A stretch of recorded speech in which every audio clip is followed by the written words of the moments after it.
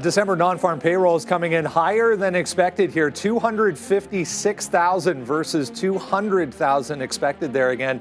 A little late on the population. There it is. 256,000 versus 200,000 expected there for December. Unemployment rate comes in a little bit to the downside as well. 4.3% expected there. Again, the big number though, 256 versus 200,000 expected there. Some tech names taking a bit of a hit here along with the overall market on that note. The previous 227,000 expected. Again, the headline number there, this site a little bit delayed. There it is, 256,000 versus 200,000 expected, 4.1% on the unemployment rate. The participation rate to the downside as well, 62.5% there. Non-farm payrolls on the private side, 223, the prior 194 still to come this morning. Michigan consumer sentiment coming up at 10 o'clock. So overall futures were really quiet here heading into this number. But I mean, not a huge move, 0.87 now. We're back to negative territory for the NASDAQ, but we are starting to bounce here. Again, welcome into a Friday. Should be an interesting one here. A lot of tech to the downside anyways here, led by right now semiconductors under a bit of pressure. NVIDIA specifically down more than 2% to start things off. Tesla with its own headline today. Apple, we saw they're under pressure now. Full percent here for the NASDAQ. I mean, it's a decent sized miss there on that number, but is good news, bad news once again here for the market once again? Just about to ask you the same question. Not really sure why we're selling off. I guess maybe because inflation is in focus again. But I really want to stress that I think if we get inflation this time, it's going to be growth related, not stimulus checks coming in the mail related. That's a big difference because there's productivity that comes with that. So I'm a little at a loss for words as why we're selling off. But I guess we'll digest that as the day goes on. Yeah, I'll bring up some interest rates here. Might be worth having a look at, you know, what the dollar's doing, what rates are doing, because we might see a little bit of a move back higher. Again, the inflationary story Sharif was mentioning, lingering in the background here. If you're just joining a little bit late, there it is, 256,000 jobs created in December versus 200,000 expected consensus, 160. So the market downside on that. Apparently, guys, we're back to good news is bad news once again here for the market.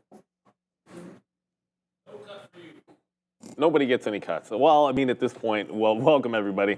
I guess that's the implication, right? Strong labor market's too strong, all that stuff, and the likelihood of cuts gets lower. Like the pause, which we know is happening at least for the next term, gets even lower. I'm just gonna pause it and throw it out there because why not? Even Canada's smaller unemployment rate and some jobs added. So yeah, the data looks good. Now, obviously, it was a bad day for, I mean, it was a bad day for some chip names recently, released the last couple of days, and across the board, like there's downgrades on AMD, NVIDIA was already down a couple of points. We get to Tesla on the Model Y revamp out there in China. Quantum names are oddly quiet, but after what we saw on Friday, Wednesday, I should say, I would suspect there's going to be some movement because I just saw QBTS start to go to the downside. That's the one we have free locates on. And right, I was looking. Rigetti just broke through 10. Rigetti, we have to pay for locates. They're starting to move down now, but yeah, these can't bounce somewhere. You know, it's only day one or day two for them. Obviously, with the holiday yesterday, and you saw what happened on Friday, so. Yeah, some continuation happening on some of the quantum names. Apple just lost key support. I mean, it is good news, but this is what the market wanted those cuts. I mean, we check out our sticky note from 2 days ago where everyone was asking me why everything was short, and I said that we had a short bias coming into this number here today, right? And so there it goes all the way downside. We haven't been buying anything. I'll fix the mic in a second. We haven't been buying anything. You know, in a while here, but downside move. There's Rigetti. I have to pay for short, so unfortunately I was trying to punch that $10 level and missed it. Tesla's all the way to the downside as well as I get these shorts ready to go. 400 right down to 388, so that's not very good right now. NVIDIA to the downside, and again, hotter jobs. I mean, it just means that right now, you know, the market's looking for reasons to continue this rate cut cycle, and you know, the strong jobs market isn't going to necessarily help that case at all. So this is what we're talking about, right? We said about like what's going to happen when this number comes in a bit hotter? I said this on Wednesday, and we wanted the shorts. I mean, we had written down here NVIDIA 145 short, Tesla 400 short, then that Q's short 83s, which we had, and then QBTS obviously short $8. Like, those were our last couple thoughts. Now here comes the blood in the water again here. NVIDIA looks like it wants to touch that 130. We do have AMD as well breaking lower today there through that 120 mark. That was going to be one of my number one trade ideas, but now we'll have to maybe think about this. Palantir, our play that, at least I'm going to get a better price at open here on Palantir for the long. But it looks like that just touched 65 as well down there to the downside. So some of these names continue to, not be at acceptable levels if you're a bull. So nice move downside now, 1.5%, I think is what we just touched down at. Battling back just a little bit. At least it's not all bad. Delta had earnings and they're up 8%. Walgreens, WBA, they had earnings and they're up. Well, they were up double digits. I have not double checked on them. So it's not. The Boots Alliance? Well, I mean, most of the stuff that we tend to care about mostly on a day-to-day basis isn't going to be that good. Walgreens still up 15%. What is dead may not die over there for Walgreens. So yeah, there's a couple of small cappers that are moving around. You're correct, Fabian. What is dead may never die. Apparently, I got the quote wrong from Game of Thrones there. But Fabian's in the air, and he makes sure we get it right. Good job, Fabian. Sometimes, for Walgreens, it's like, the weakest stocks catch a bid. It probably will be able to run on its own today. I think you got to look at the earnings names, at least some of the earnings names, in a little bit of a vacuum now that we get back on track into earnings season. Nothing big just Market's yet, trying to but go back up a little bit. We're going to get the banks coming next week. And already? Oh my gosh. Yeah, I mean, earnings. Wow. Earnings are always right around the corner. That's the thing. Right. They never truly stop. There's like one or 2 weeks where they're kind of dead and they just sort of slide right back in. Wow. All right. Yeah, it's good. Join tonight. We'll have the market recap show, of course, again. And thank you everybody who joined us yesterday. We had some fun times. We're going to go over. We had some picks for going in for the next year. It'll be a surprise to me because I missed a bunch. Yeah, that's right. You got away early. Yeah. So we'll cover all of those. We're going to get a spreadsheet going on.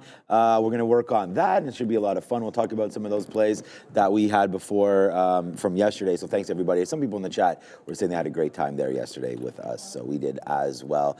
So jobs number, hits the market right now. And you basically make a swan dive to the downside here. But never fear, the NASDAQ just now is bouncing off of the same level of 21,000 again. So this makes me nervous because this goes all the way back to Christmas. That's December 20th right there. If we don't hold, then now we actually have reasons to continue with this downside push, right? And so I don't know. We'll wait to see if it does hold, but that 21,000 coming into play. We just bounced off 21,050. So it's getting to those levels. I'm going to be hands off. I'm not going to trade anything in the pre-market, I don't think. I do have some offers out. Like if AMD does get to that 120, I'll try that. Although AMD is actually holding up despite getting, we'll talk about it, it's going to be on the watch list here as well. But AMD is actually not doing too bad. It's NVIDIA that was just down almost 4%, I feel like, there a couple seconds ago. Yeah, so both down 3% right now. NVIDIA just bounced off 135. So wondering if that is potentially a level as well. What a weekend this is to be for all sporting fans. Football mania, you got college games, you got the NFL finally kicking through. I didn't catch any of it, but Jair Alexander's out. Man. I didn't catch any of the games either yesterday. And I think the Buckeyes hopefully will handle some business tonight. The number one ranked, right? Yeah, they're actually not. No, they're ranked 6th, but they're favored. Right. They it's weird, man. Like I saw last week. The Buckeyes were probably still the best team. It's just you have a couple of weird bad games, and they dropped in the rankings. But I think most people still saw them as number 1. Like they're playing number 3 Texas, and they're the favorite. So, it is what it is. College football will be a lot of fun. Also, it's NFL weekend, so I'm locked and loaded, ready to go. I know my Bills are going to handle business, so I will not be wearing a Denver Broncos cap on Monday morning.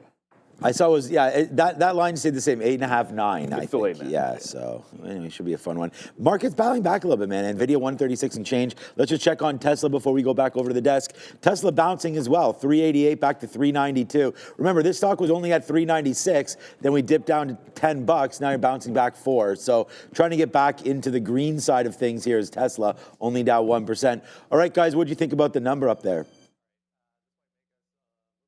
More nervous. Here's the dollar. I was mentioning yields. Here's the dollar first off exploding to the upside. This is a daily chart. So just took out the highs and then some. We're rejecting 110 on the DXY. So along those lines that we were mentioning, US 10-year, we'll bring that up as well and show you the same thing. New highs. This is the highest level this thing has been since November of 2023. So what a move it's been off the lows that we saw going back to just September. The 10-year went from 3.62 basically to almost 5. Other currencies, Canadian currencies, British, obviously because the yield is spiking on the lower end of the curve. Obviously, if you want to have your money in cash, which a lot of people obviously diversify between equities and bonds, you throw your money into the U.S., you're getting foreign change. You're not getting that here. You're not getting that in England. So it hurts other currencies and strengthens the U.S. dollar. Something specifically Donald Trump said he doesn't want. He wants to be able to have a good export business because he's in a trade deficit with many countries, and you definitely need a weaker U.S. dollar in order to facilitate that. So this is kind of going against his plan, and we're moving up here, as you mentioned, Brendo, over 2% now on the 10-year. Yeah, our lonely Canadian dollar back to essentially lows at this point as well for the past couple of weeks here. Speaking of Canada, however, decent jobs number coming through here at 8:30 as well for us. December, 90,000 jobs created versus 11 expected, so that's not bad. 6.7 unemployment rate versus 6.8%. So again, a little bit better than expected there. We'll have to see if that trend continues, though, for this side of the border. Let's talk Tesla here real quick. We just bounced off at an alert there, volume alert on Tesla. We just bounced off 390, trying to get back to the upside here. There was yet another recall for Tesla this morning. This kind of stuck in this range, I guess, between 400 and 385, we'll call it, at this point, past couple of days. And so I had to immediately, when this came out and I saw it on X, or formerly Twitter. Yesterday, I sent it to Randy. What I'm referring to is the new Model Y, codenamed Juniper. Here it is, guys. And you can now, this is the Hong Kong English website. You're not going to be able to see it on the North American website. It's not here yet. It's available for pre-order in Asian Pacific region. This is kind of what it looks like. I guess we'll get more into it as the rundown goes on. But this is the newer one. You can very clearly see you have a bit of difference here between the newer one and the older one. So lots to talk about with respect to Juniper, as it's expected kind of to move the needle, because Model Y sales have been kind of going down a little bit. It's getting a little dated. 5 years, Brendo. Yeah, I was wondering if they were going to adopt some of those Model 3, like the newer Model 3 characteristics for the front end, but I like that bar, the light bar. The light bar is nice. EVs are doing that now. A lot of people comparing the front of the Model Y to the Tesla Cybertruck. Yeah. So it's got that extended contiguous light bar. Inside, we'll show it more on the rundown, is basically the Model 3, the new Model 3. You can't tell the difference between them in the interior. So nice. I it's nice. It's needed, as you were saying. It's been a long time. So I want to see the back end, too. Yeah. See if there's, is there more? There's more. I'll get it. We'll get it going. Michael Noss is waiting for us. We'll bring him in, get a wrap up of what's been an interesting week here with the unexpected break yesterday. Hope everyone enjoyed. Hey, Neil and Sean, how are you? Joe's here as well. Hey, we were all hanging out yesterday. If anyone didn't get a chance to see that, go watch that video. There's tons of great information in that, maybe over the weekend. It's a lot to digest. We went through a whole bunch of individual themes, a whole bunch of individual picks, a whole bunch of individual ideas for 2025, including from Michael Noss, who came by and hung out and gave us some technical ideas as well. Mr. Noss, happy Friday. Hey, how's it going? Are you guys bored of me yet? It's been a bit this week. Never, my friend, never. You want to talk about Bitcoin here? Let's break it down here from a technical standpoint. Yeah, crypto's hanging right on an edge, and I think that's really important. Even if you're someone who you don't care at all about crypto, you're never planning on buying it, you're never planning on trading it, I think it's important to keep an eye on, simply because it's a risk asset. And what's happening is that if crypto is falling apart, generally speaking, you're not going to have an insanely bullish move in equities. You're not going to have an insanely bullish move in other risk assets. I use this, again, I trade it myself, I own some, but it is just the perfect epitome of a risk asset when it comes to all of these coins, whether it's Bitcoin, and we'll go down the scale a little bit. And they're all at very, very important levels. So it's going to be a pretty easy theme today, but we're just going to point out some numbers that I think these things have to hold. So again, my premise when Bitcoin hit this 100,000, I was on here talking about it with you guys a lot, is that this 100,000 could be a magnet. We could be up above it and down below it and up above it just for months, because crypto does this thing where it likes to chop around just to annoy everyone. But especially yesterday, when I was looking at this, we had a really red candle and we were down at the support zone. And that's a roughly 90,000 or so within the actual, within Bitcoin. So about 90,000 is the area of importance. So we need to see this hold, and we need to see this hold because equities are also, the 580 on the S&P 500 is a very important zone for that as well. And I think these things are going to be correlated. If Bitcoin continues to sell and we lose this zone, this kind of box that I have drawn, the 90,000 area, then I think that's going to bode pretty poorly for equities. Because again, it's a good sentiment indicator, right? People are buying magic internet money only if they think the economy is good and their jobs are secure and all that kind of stuff. So nice little bounce so far today off that zone again. You can see the other 2 to 3 times we bounced off this level. But every time it's kind of, you knock on the door enough, eventually someone opens or the door falls down, right? So, and this is a theme across all these currencies. So Bitcoin, obviously the bellwether. I try to kind of treat this like the SPY or the S&P 500 when it comes to equities. Everything's going to move roughly related with Bitcoin. But Ethereum, with the next chart here, same kind of story, right? Ethereum has never gotten that breakout that Bitcoin has, where it kind of smashed through new highs and had a nice 30-40% run before sitting at a level. We've never got that in Ethereum. And Ethereum's at this support zone as well. You can see a little less pronounced and less excited bounces as we get off this level, which is around 3,200 or so on Ethereum. And you can see kind of some relative weakness here. So if we lose Ethereum, then this altcoin season that I know a lot of the crypto buffs have been waiting for, myself included, might be canceled, right? We might need to move into another type of season because crypto winter, maybe, I don't know. But if Ethereum gets lost here, then that's going to kind of show us that, hey, these alternative coins, these Web3 projects, all the stuff that's built on the Ethereum network may suffer as well. So again, a little pullback there, 3,200 or so on a closing basis is kind of what we need to see. All of this, I wanted to also note, happened yesterday, right, when the equity markets were closed. So could be a little barometer of what we're going to see in the market today if we saw some selling in crypto when the equity markets were closed. Next chart is just showing Litecoin, some relative strength in Litecoin of all places. I haven't heard of Litecoin in a very long time. It's kind of a very underperforming crypto asset, but one of the big 5, right? It's one of the big 5 up there with Ripple and Ethereum and Solana and all this. Some good relative strength, but still you can see the support zone that I drew right underneath at about 95 or so. So held much better if we focus on yesterday's candle, so not the current candle when I took this snapshot. If we focus on yesterday's candle, that was green when a lot of them were red. So some relative strength here, but everything, right, just hanging on edge. Last chart I have to kind of prove this point is Solana. So this is all the other altcoins. They're either built on the Ethereum network or the Solana network in most cases. Nice solid breakout of this prior zone, but we're back here, and I've zoomed out on this one just to show how important, we're going back to March here of last year, how important this area was.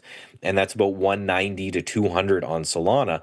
Again, if we lose all of these zones at once, if we cannot hold these today and into the weekend, again, if you're a crypto person, then that's obviously going to be bearish for crypto. But even if you're an equity person or you're just someone who's trading risk assets anywhere in the world, I think these are a good bellwether for it. So these are some zones I really think we need to watch, and I think we need to hold in order to remain bullish. Again, it's bold saying it, but even in stocks, I think if Bitcoin starts to break down and Ethereum starts to break down, Solana breaks down from just more of a sentiment thing, I think we're going to start to see a breakdown in equities as well. Yeah, I was going to Mentioned just before we jumped on here with you that that jobs number did bring Bitcoin back down a little bit this morning after it was nicely green, as you were mentioning there. But Yeah. A lot of people watching it for more spot ETFs to come in this world.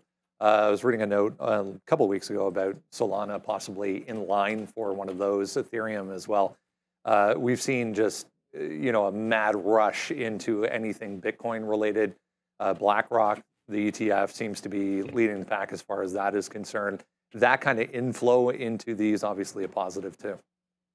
Yeah, absolutely. But I'll say the same thing that I said when it came to the Bitcoin. I think a lot of the Bitcoin maximalists are actually going to be sad that, right, that these TradFi, as the kids call it, the traditional finance has gotten involved. Because what happens is, so say I'm a giant institution, I'm telling all of my clients, hey, 1% of your portfolio should be in Bitcoin, and you obviously use my ETFs to do it because I'll get the fee from them.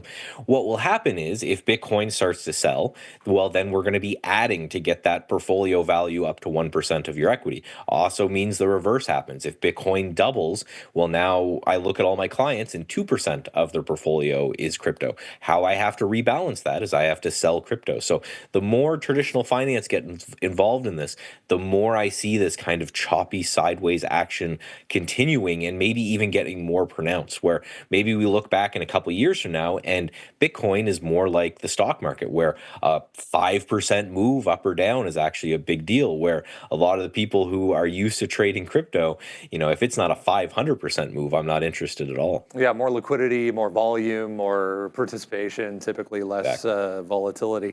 Great stuff as always. Michael Noss, have a great weekend. I'll talk to you guys on Monday.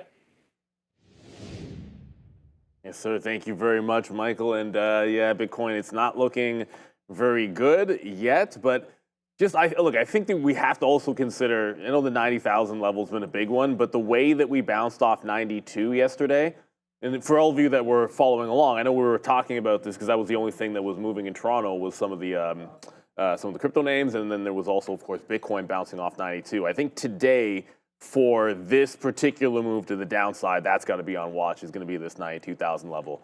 I'm eyeballing the usual short play for when Bitcoin is weak, and that's going to be Mara. We're not going to see 19, and if we see 19, something extreme has happened, and every $0.50 has kind of been the jam. So 18.5 was resistance in the afternoon on Friday. That's where I'll look back. I don't know about an 18 breakout. I want to see this at the open, but as long as we're on the path to that 92,000, I think some of the, this particular miner at least, I want to be playing the short side of. I don't know about the others, but Mara's always been a good short when Bitcoin has weakness. Yeah, great. Thanks, Michael, for that. We highlighted. Thanks. Thanks, Michael. We highlighted a while ago, sort of the relationship between Bitcoin and NASDAQ and all that kind of stuff, and just a general market to the downside. We have one trade on right now. It's RGTI. We talked about that shorting that $10 mark as we're underneath the 10 spot. There goes RGTI. Just for a quick little scalp, we still have like 75% of this trade. I'm looking for lower here today on Rigetti, only down 4%. I don't think it's too late to get out of some of these names before we sort of base out maybe around that $5 or $6 mark here for RGTI. So my next bid is actually sub 950 right now on Rigetti, already 35 cents now in the money on this sub $10 stock. So yeah, good trade. So far, we'll see if it can continue in its downside pressure here for quantum names. It looks like it's finding a base though at 960. So watch out there. Okay, so thanks Michael for everything. We cleared out of some. We bought some Doge at 33 cents. We got out at 39 cents. We got out once it broke back down below 33 cents, and now it's in and around 35 or 36. That's really the only crypto kind of stuff I've been doing. Also bought at 94.125. We talked about that, which is now underwater by about $800 or so. So that was 2 or so weeks ago. All right, Adara's ready at the big screen with some upgrades and downgrades. Another really great list here on both sides of the coin, starting with Lululemon, get up about 1.5% with a Needham upgrade. Pinterest here up about the same amount, excuse me, with this upgrade from Maness, Crespi, and Hart. Gap, not quite gapping up, but up about 1% on this UBS upgrade. And Nike, another retail name here, it's actually been quite beaten up, getting an upgrade from Piper Sandler with a $90 price target this morning. On the downgrade side of things, it is the second day in a row that AMD has been on the downgrades list. Wednesday, it was HSBC. Today, it is Goldman Sachs with a $129 price target. Archer Aviation here getting downgraded by JP Morgan Chase. Hims & Hers actually getting a price target increase, but a downgrade from Citigroup. And last but not least, Halion getting downgraded by Morgan Stanley. A lot of really exciting names on this list, guys. Yeah, well, obviously we'll talk about AMD when we get there, but because it's unavoidable. But Lulu's been quietly a little bit of a runner, making almost a double up off of those lows. And look, it's got a bit of a problem here at the 400 level because you've had a couple of rejections at that level. So I don't wonder if the timing of the upgrade, like right as you're getting into a sell spot at the 400, where you've been seeing some profit taking. I just heard something on Indonesia Energy, but I was gonna talk about Firefly just quickly because I know Firefly had a big move to the upside. Just always be real careful in the pre-market on some of these. I know when these are flying, one of the things when they start to come back is try to see if it can't hold some kind of a higher low above VWAP, because like this was one of the crazier like instant pump and then fallback moves that I've seen in a bit. So just keep an eye on it. It's got pretty decent volume, but it was really flying, not to pun not intended there. But when they can't hold on to VWAP instantly, or at least hold on to some of the even dollars on the way back, you can get into a little bit of trouble. Still decent volume. Feel like there's going to be some good small cappers for sure. Are we really having to put Fubo back on the list? I just heard it. Yeah, so Fubo just made another run. For the last 4 days, because we had a holiday in between, this has been a pretty good one to the upside. Yeah, I might have to throw this back on the list. I actually was not looking at it.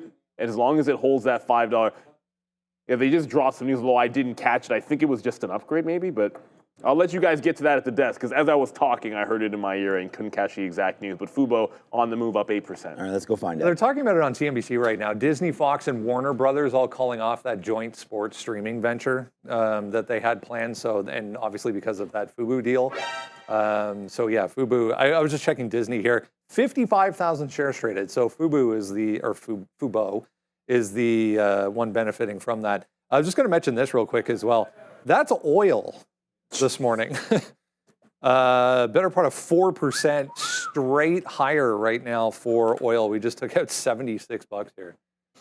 I'm shaking my head, Brendo, because, we always get rinsed on gas on this side of the border, and this doesn't certainly help. Yeah, we'll keep an eye out on that. I was talking to Brendo off camera about why we've been rising up on oil. A lot is being speculated right now about a resurgence in China, which has been pushing up the barrel steadily. This is the 4-hour chart there. Not long ago, and by long ago, I mean about a month ago now, we were at $66. We're $11 higher on oil. But to build on your point, Brendo, earlier about the Fubo and the Disney Fox deal that had been talked about with Warner Brothers for some time. You'll recall that Fubo had actually sued all three companies to prevent them from merging, citing competition and anti-competitive concerns if they were all to amalgamate. Obviously, that kind of was a little bit moot because Disney a few days ago announced that they were in a definitive agreement to pick up Fubo. And so we'll keep an eye out on this name here, Brendo, already up about 5 or 6%. Yeah, Fubo definitely the one benefiting from that, guys. Anything further on that? Well, I think look, the last couple of sessions on Fubo, when it starts going, it's been a pretty decent buy the dip trade. Obviously, the big day you had to weather a bigger dip, but there's only one day that it didn't really continue making those higher lows for most of the morning session. And even then, you got a couple of legs for a winner. So I look at that close price of 535. It's almost like a double close in this 535 to 550 range. Like, look how many times we're ending up there at the end of the day. Hold it on a dip. You got VWAP will be up there. By the time we get to the open, you're going to be looking at that same range, like this 540 to 550 area. So I'm going to look for some trend continuation on Fubo, and I've probably slipped a couple of times there. Of course, we're never talking about Fubu. If you hear me say Fubu, you know exactly what I'm getting at. It's just that I will always mess those two up because Fubu was a bigger brand when I was younger, so it is what it is. But I like this VWAP play back in a prior high. Like, if it goes red, then to me, I'm not saying it's dead, but I wouldn't want to be holding the long, at least not until it resumes an upward trend. For now, looking for that dip into 540, 550. Yeah, good look there. Look at Fubo there for a dip into 50 cents, but we right now have 50-cent winner, more than 10%, 5% now in the, okay, there it goes. We just got Phil down at 39 there, 43 on that breakdown on Rigetti. We told you that we were going to be bidding something in the 40s on that 50 break. So there it goes right now to the downside, 50 cents, 5% or so now in the money on RGTI off the reload there into 10 bucks downside. So when you're talking about Fubo, I mean, the other side of the coin is Disney. Disney, I mean, you know, what's good for one might be good for the other. We'll wait to find out. But for right now, Disney is headed back in. It hasn't done much recently, and it's, you know, pulling in right into the 50 period moving average. The last time we had done that, you know, we had broke through. This is where we had sort of danced. We came in, we broke it. We went down about $3 or $4 before making the move back again, and then whoops, back through. So I think the 50 period could be pretty interesting right here, holding it on this little whoop down here, and it could do it again, coming into some support at 108, 107-ish for Disney. So I think, you know, seems like it's going to be moving in the right direction with this company if we can hold that 50 period moving average. But once again, that 118 area continued to be sort of a top over there right now.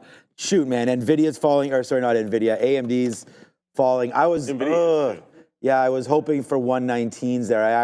I wrote down 120 on the sticky note. We'll talk about AMD's, it's going to be on the watch list, but darn it, almost got to that 119 VWAP area. But yeah, everything's starting to go a little lower here in the semis. They're the weaker spot today. The NASDAQ's only down 1.25 points, but these names continued to have some pressure on them. Tesla was trying to go green. Yeah, okay, and then Tesla turned around again. I was going to say Tesla went up to that 392 last time we looked. Now back in $3 or $4 lower from that spot now.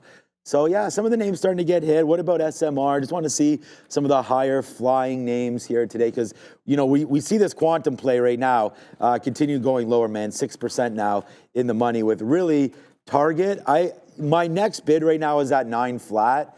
And then I was thinking, you know, if we stopping out at 10 bucks or so around here anyways, we're already in the money 10 to 1 or so on the risk to reward. But down into here, that 50 period is at 620. If we really do flush, I mean, I was thinking somewhere there's a little bit of a gap fill here, 750. I don't know. We'll have to wait on Rigetti, but we are short it, and it's a nice trade so far here on RGTI. All right, without any further ado, let's go back over to the desk and figure out what's going on with this watch list. 59.59, guys. That's where we closed out yesterday on the ES March contract. We already breached 5,900 with that sell-off coming with the jobs report, the non-farm payrolls. We dropped to 58.88, so 5 888s. We're above 5,900 right now. So if we stay above 5,900, we're using that as support. If we trend back up and start retracing, we're using yesterday's closing print, 59.59, as resistance. If you haven't done so yet, make sure you jump down to the description of this video. Top link in the description will get you to the sign-up page. All you need, maybe not an AOL email as that was, but any email other than that will work. Watch list comes right to your inbox then. Every single day has everything you need to know on it in the pre-market. AMD, not a good couple of days here. 3 days in a row. We're already 3% here for AMD. Goldman Sachs this time beating down this stock with a downgrade this morning to 129 on the price target. Second downgrade this week, Brendo. HSBC with the first one. Goldman, as you said here, with the second. Analyst Toshiya Hari downgrading it from buy to neutral, dropping the price target by 46 bucks all the way down to 129. Says basically the reasons are rising competition, essentially from ARM. ARM-based custom CPUs are set to challenge AMD's market share in the PC market, and some analysts are actually predicting that 50% of these Windows PCs will be ARM-based by 2029. And just to give you an idea of how AMD has traded relative to its peers, AMD is down 33% in the last 6 months. Compare that to a 9.4% decline with the PHLX semiconductor ETF, Brenda. Just reading a note here. Meanwhile, in NVIDIA land, they're just talking about announcing a blueprint for AI retail shopping assistance. Nice. So that's just coming out for NVIDIA as well. We'll keep an eye on that. But yeah, guys, thoughts here for AMD. Yeah, AMD's at the low. NVIDIA's actually off of its lows and holding up much better. Well, like reasonably better. Much better is probably an overstatement.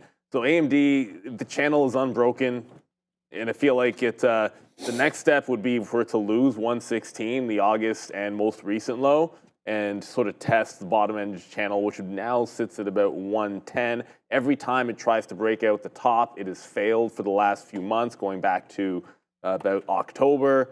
So yeah, I mean, 19 was the previous support level, and it already broke down. So there's 19 and there's 16. I know today those are only two prices. There's 19, 16.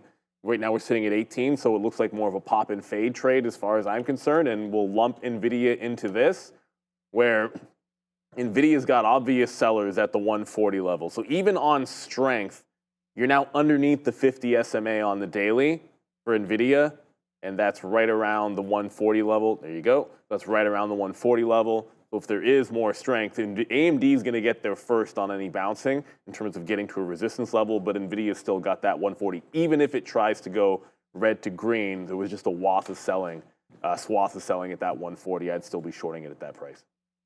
We just got out, just in case you guys are following or trailing on this RGTI trade. We'll get some more out here at 950 or in and around this level where it's at right now.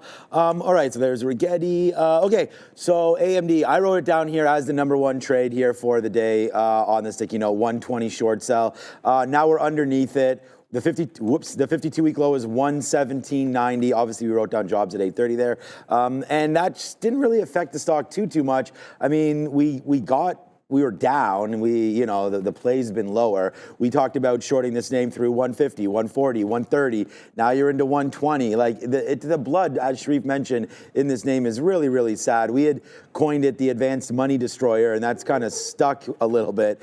And we had talked about that up here. 160, 150. This talk is a couple months old, that saying. So now look at that. Like, it is destroying all the money here. So nice move downside for AMD. I want to stay short. I wrote down 120. That's the 200 period moving average. And again, we wrote that down before the jobs number. So that was when we were at 119. So to me, it's like, I wasn't going to short it in the pre-market at this level, but I'm thinking now, as Neil had mentioned, 119 could come into play there. I'm still waiting near 120. We could get a bump up. I don't know. The market's trying to hold out here. So AMD, again, like the short, we're under 120. As long as we're under 120-ish. I mean, could we get to 121? Yeah, I mean, I don't want to punch out immediately as soon as this breaks 120, but that bottom right there is 120, 120. So I feel like you want to give it a little bit of room, but not too much. It's AMD. I feel like it's going to be a short day there. Neither can mine. Yeah, we're just talking about it. We're going to get to this Tesla Model Y. Just real quick, Firefly, friend of the show here, Firefly Neurosciences, with a decent move this morning all the way up. It actually traded up here to $6, right back down. Unfortunately, one of their big partners, Arrivo BioVentures, coming out with some positive trial results utilizing Firefly's technology. So anyone wondering on that, AIFF, again, one of their partners, coming out with positive trial results utilizing some of Firefly's technology. So that was that move. Let's talk about Tesla. Trying to bounce off 390 here. There was that recall this morning. Again, it's just a software update, so nothing. This one here, the rear view camera.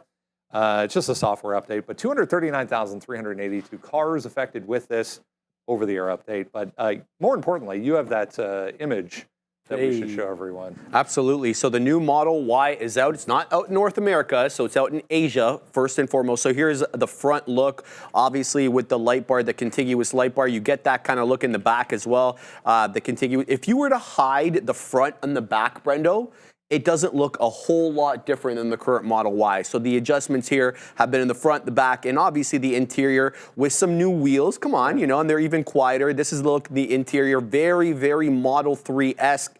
I should mention that these back seats now power folding. So yeah, obviously a little bit of a nice gimmick there. Give you an idea, costs. So the starting price in yuan, in Chinese yuan, 263,000, about $36,000 equivalent. That's a 5.4% increase from the previous version. Expected deliveries in March of 2025 to begin. It's faster than the old one, and it still qualifies, believe it or not, the new one qualifies for that 5-year 0% interest financing. So they're not really shying away from that. And so we'll have to keep an eye on this one. Obviously, a lot of competition there in China with these Chinese EVs. An anti-gravity seat. I just You saw there that? as you were Well, because it's by. power, Brendo. Now they gotta call it something funny. Okay. Yeah, I like it. I mean, it's Tesla's MO. When they do an update, it's very subtle. It is. But you know, modernized and looking quite nice. I want to tell you, I told you off camera, but I should mention it again. 750 kilometer range for That's impressive. Yeah, for the long range model. The Sport, or what they call Performance, about 550. So which is kind of in line with where it was, I believe. Yeah. I don't know. Thoughts, guys? Yeah, I mean, look, I think they've done well with it. You know, they needed a little bit of a refresh, and competition's getting pretty thick out there in China, so it's definitely much needed. Is it going to move the needle today? It's hard to imagine it's going to be too big of a concern. I mean, obviously, when we have a jobs number like this, that's going to move the markets. Tesla is going to fall into the category of, I don't think this is a big of enough story to make a move on its own. Earnings plays like Walgreens, I feel pretty good about if you were trading that one, trade on its own, not worry about the sentiment of the day. But yeah, if you're feeling a little bit bearish today, Tesla is showing you that 400 level. Whether or not it gets up there today remains to be seen. The close was at 395 on Wednesday, and you had support at 395. So I think you have pre-market levels there. So I think pop and fade gives you two options. The fade on a fail break of 400 or the 395. I did put on my note today, this is 402.50. I said it was a reversible level because I think before the numbers come out, you always want to have ideas in both directions. And I felt if we had gone bullish, it would have been an easy breakout. I'd probably still take a shot if it were to somehow break out 402.50. It's seeming unlikely. So just simple fade at 400 and then the 395 as well for pop and fade early. So I really like the car, and I think it looks great. I think it will spark more sales. It's nice that they're charging more for it. I think that's fine. I don't think the price of Tesla is really that sticky to the demand. I mean, I think you can go up or down a couple $1,000s, and it's nice to be up because you want to see improved margins. Tesla's margins have been shrinking, so it's nice to see that getting the pickup there as well. I really like this name down to 360. We talked about it. It's one of Brendan's picks of the year here, Tesla. So I mean, I like it down to 360. I thought that would be a good spot. May not get down to there. We had said that there was potentially some more red coming in this market today, with the Nasdaq being down 0.92 right now. It's not as low as it had been, almost down 1.5. So Tesla on the rebound, right? I mean, it's the same as the market right now. If you're going to trade something to the long side, it seems like with a catalyst, as yes, Rigetti going down to the lows again, as the catalyst right here for Tesla seems to be there, man. I like the new car design. Even that Model 3 looked a little more sleek to me there. So I don't know. It looks better. I like the car. I like the space. You know, once it's released here in the United States, I feel like that does spurn a little bit of an upgrade cycle maybe for those that are in that in the beginning. So yeah, I mean, I like Tesla. I think it's a buy. Where is it a buy? Why don't you just try the day low right now? Wait to see what happens in and around 388. I feel like we could get a flush again down to this bottom just to see, hey, what do we think about these job numbers? You know, do we really want to bounce off this 21,000 again? So that's what we're doing right now. We'll see if it wants to hold.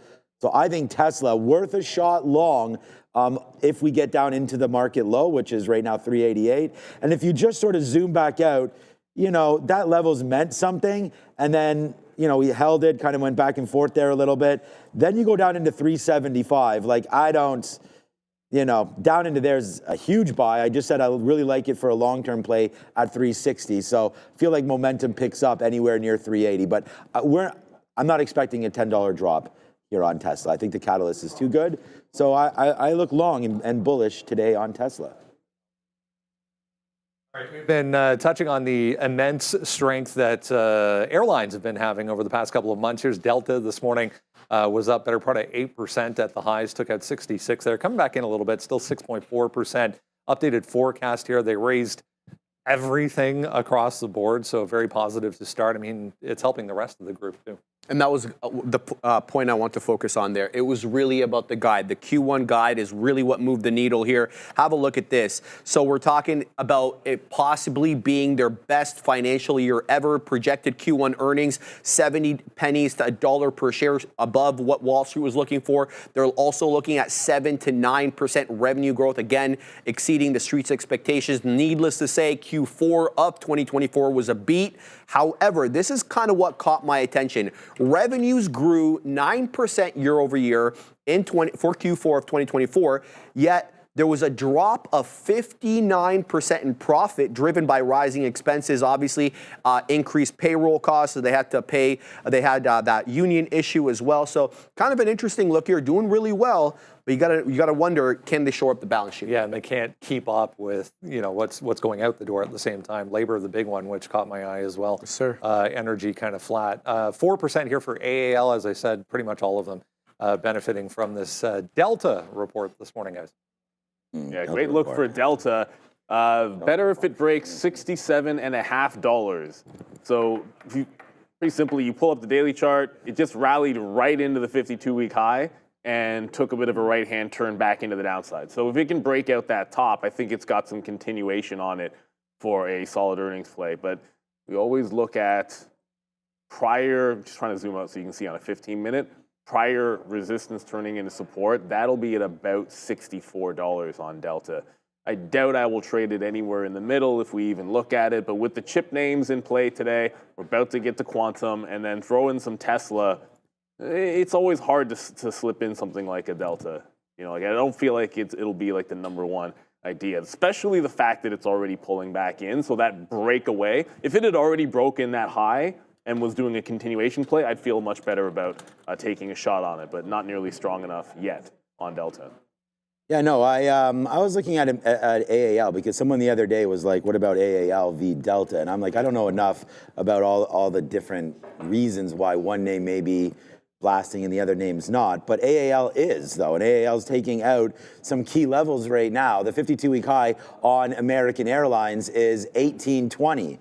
So we're through right now. We're through the 52-week high right now on American. So I think you can go long on this whole, I don't want to say the whole space, but definitely this name as we look at it. There's that top 1820. Looks like we're trying to take that out. Now, this is why we wait for this to load up. As it loads up, you see that you do have a 19 quarter or so top. That comes back into play over, that's July, actually, of 23. So we go back a little while there before we see that top again. So it's been quite the roller coaster for American Airlines and the whole sector in general. So now you kind of get this back and forth break.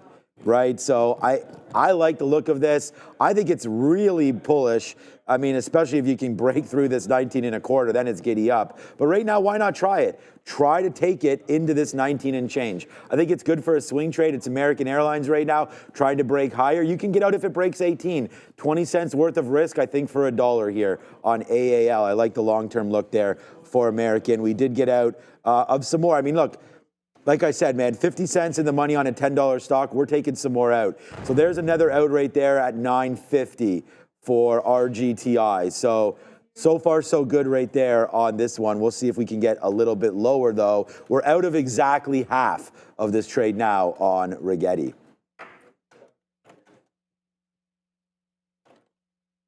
Okay, let's, we were just going to go to quantum stocks here as we saw with Sean there. 3% for RGTI if you missed it going back to the beginning of the week, or was it Tuesday? One of those days. It's been a strange week with yesterday being a pause in trading. Jensen came out and said, you're not going to see anything worthwhile on the quantum side of things for 10 to 15 years minimum. That has all of these down significantly, as we've seen. And some of the CEOs tried to fire back.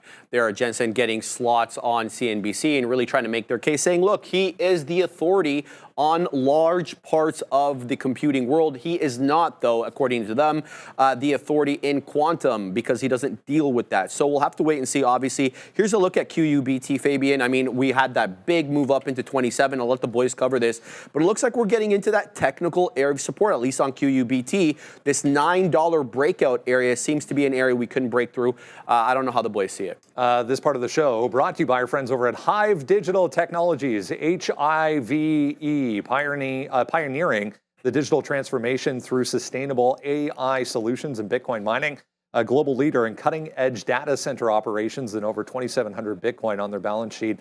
Hive consistently tops industry in Bitcoin mined per exahash and is redefining the future by powering the world's most transformative technologies with efficient, green, and clean energy. Learn more by following them at Hive Digital Tech or at hivedigitaltech.com. Sign up for more via their newsletter, Hive newsletter, for updates, guys. Thank you very much, Yeah, Brandon. check out Hive. Hive moving yesterday when the U.S. was closed, of course, listed in Canada, so you had opportunities to trade that one. So there's one of these is not down, and one of the quantum names isn't down. It's actually QBTS D-Wave, announcing that they will have fiscal year 2024 bookings exceeding $23 million, which would be 120% year over year.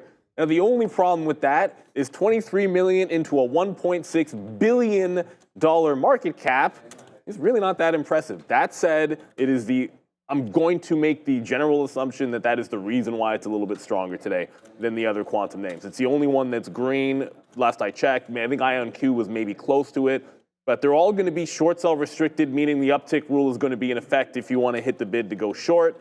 And on those types of days, I'm looking for any mean revert, like downtrend, steep downtrend, lower highs, lower lows kind of thing, and then break of trend, and then shot to the upside.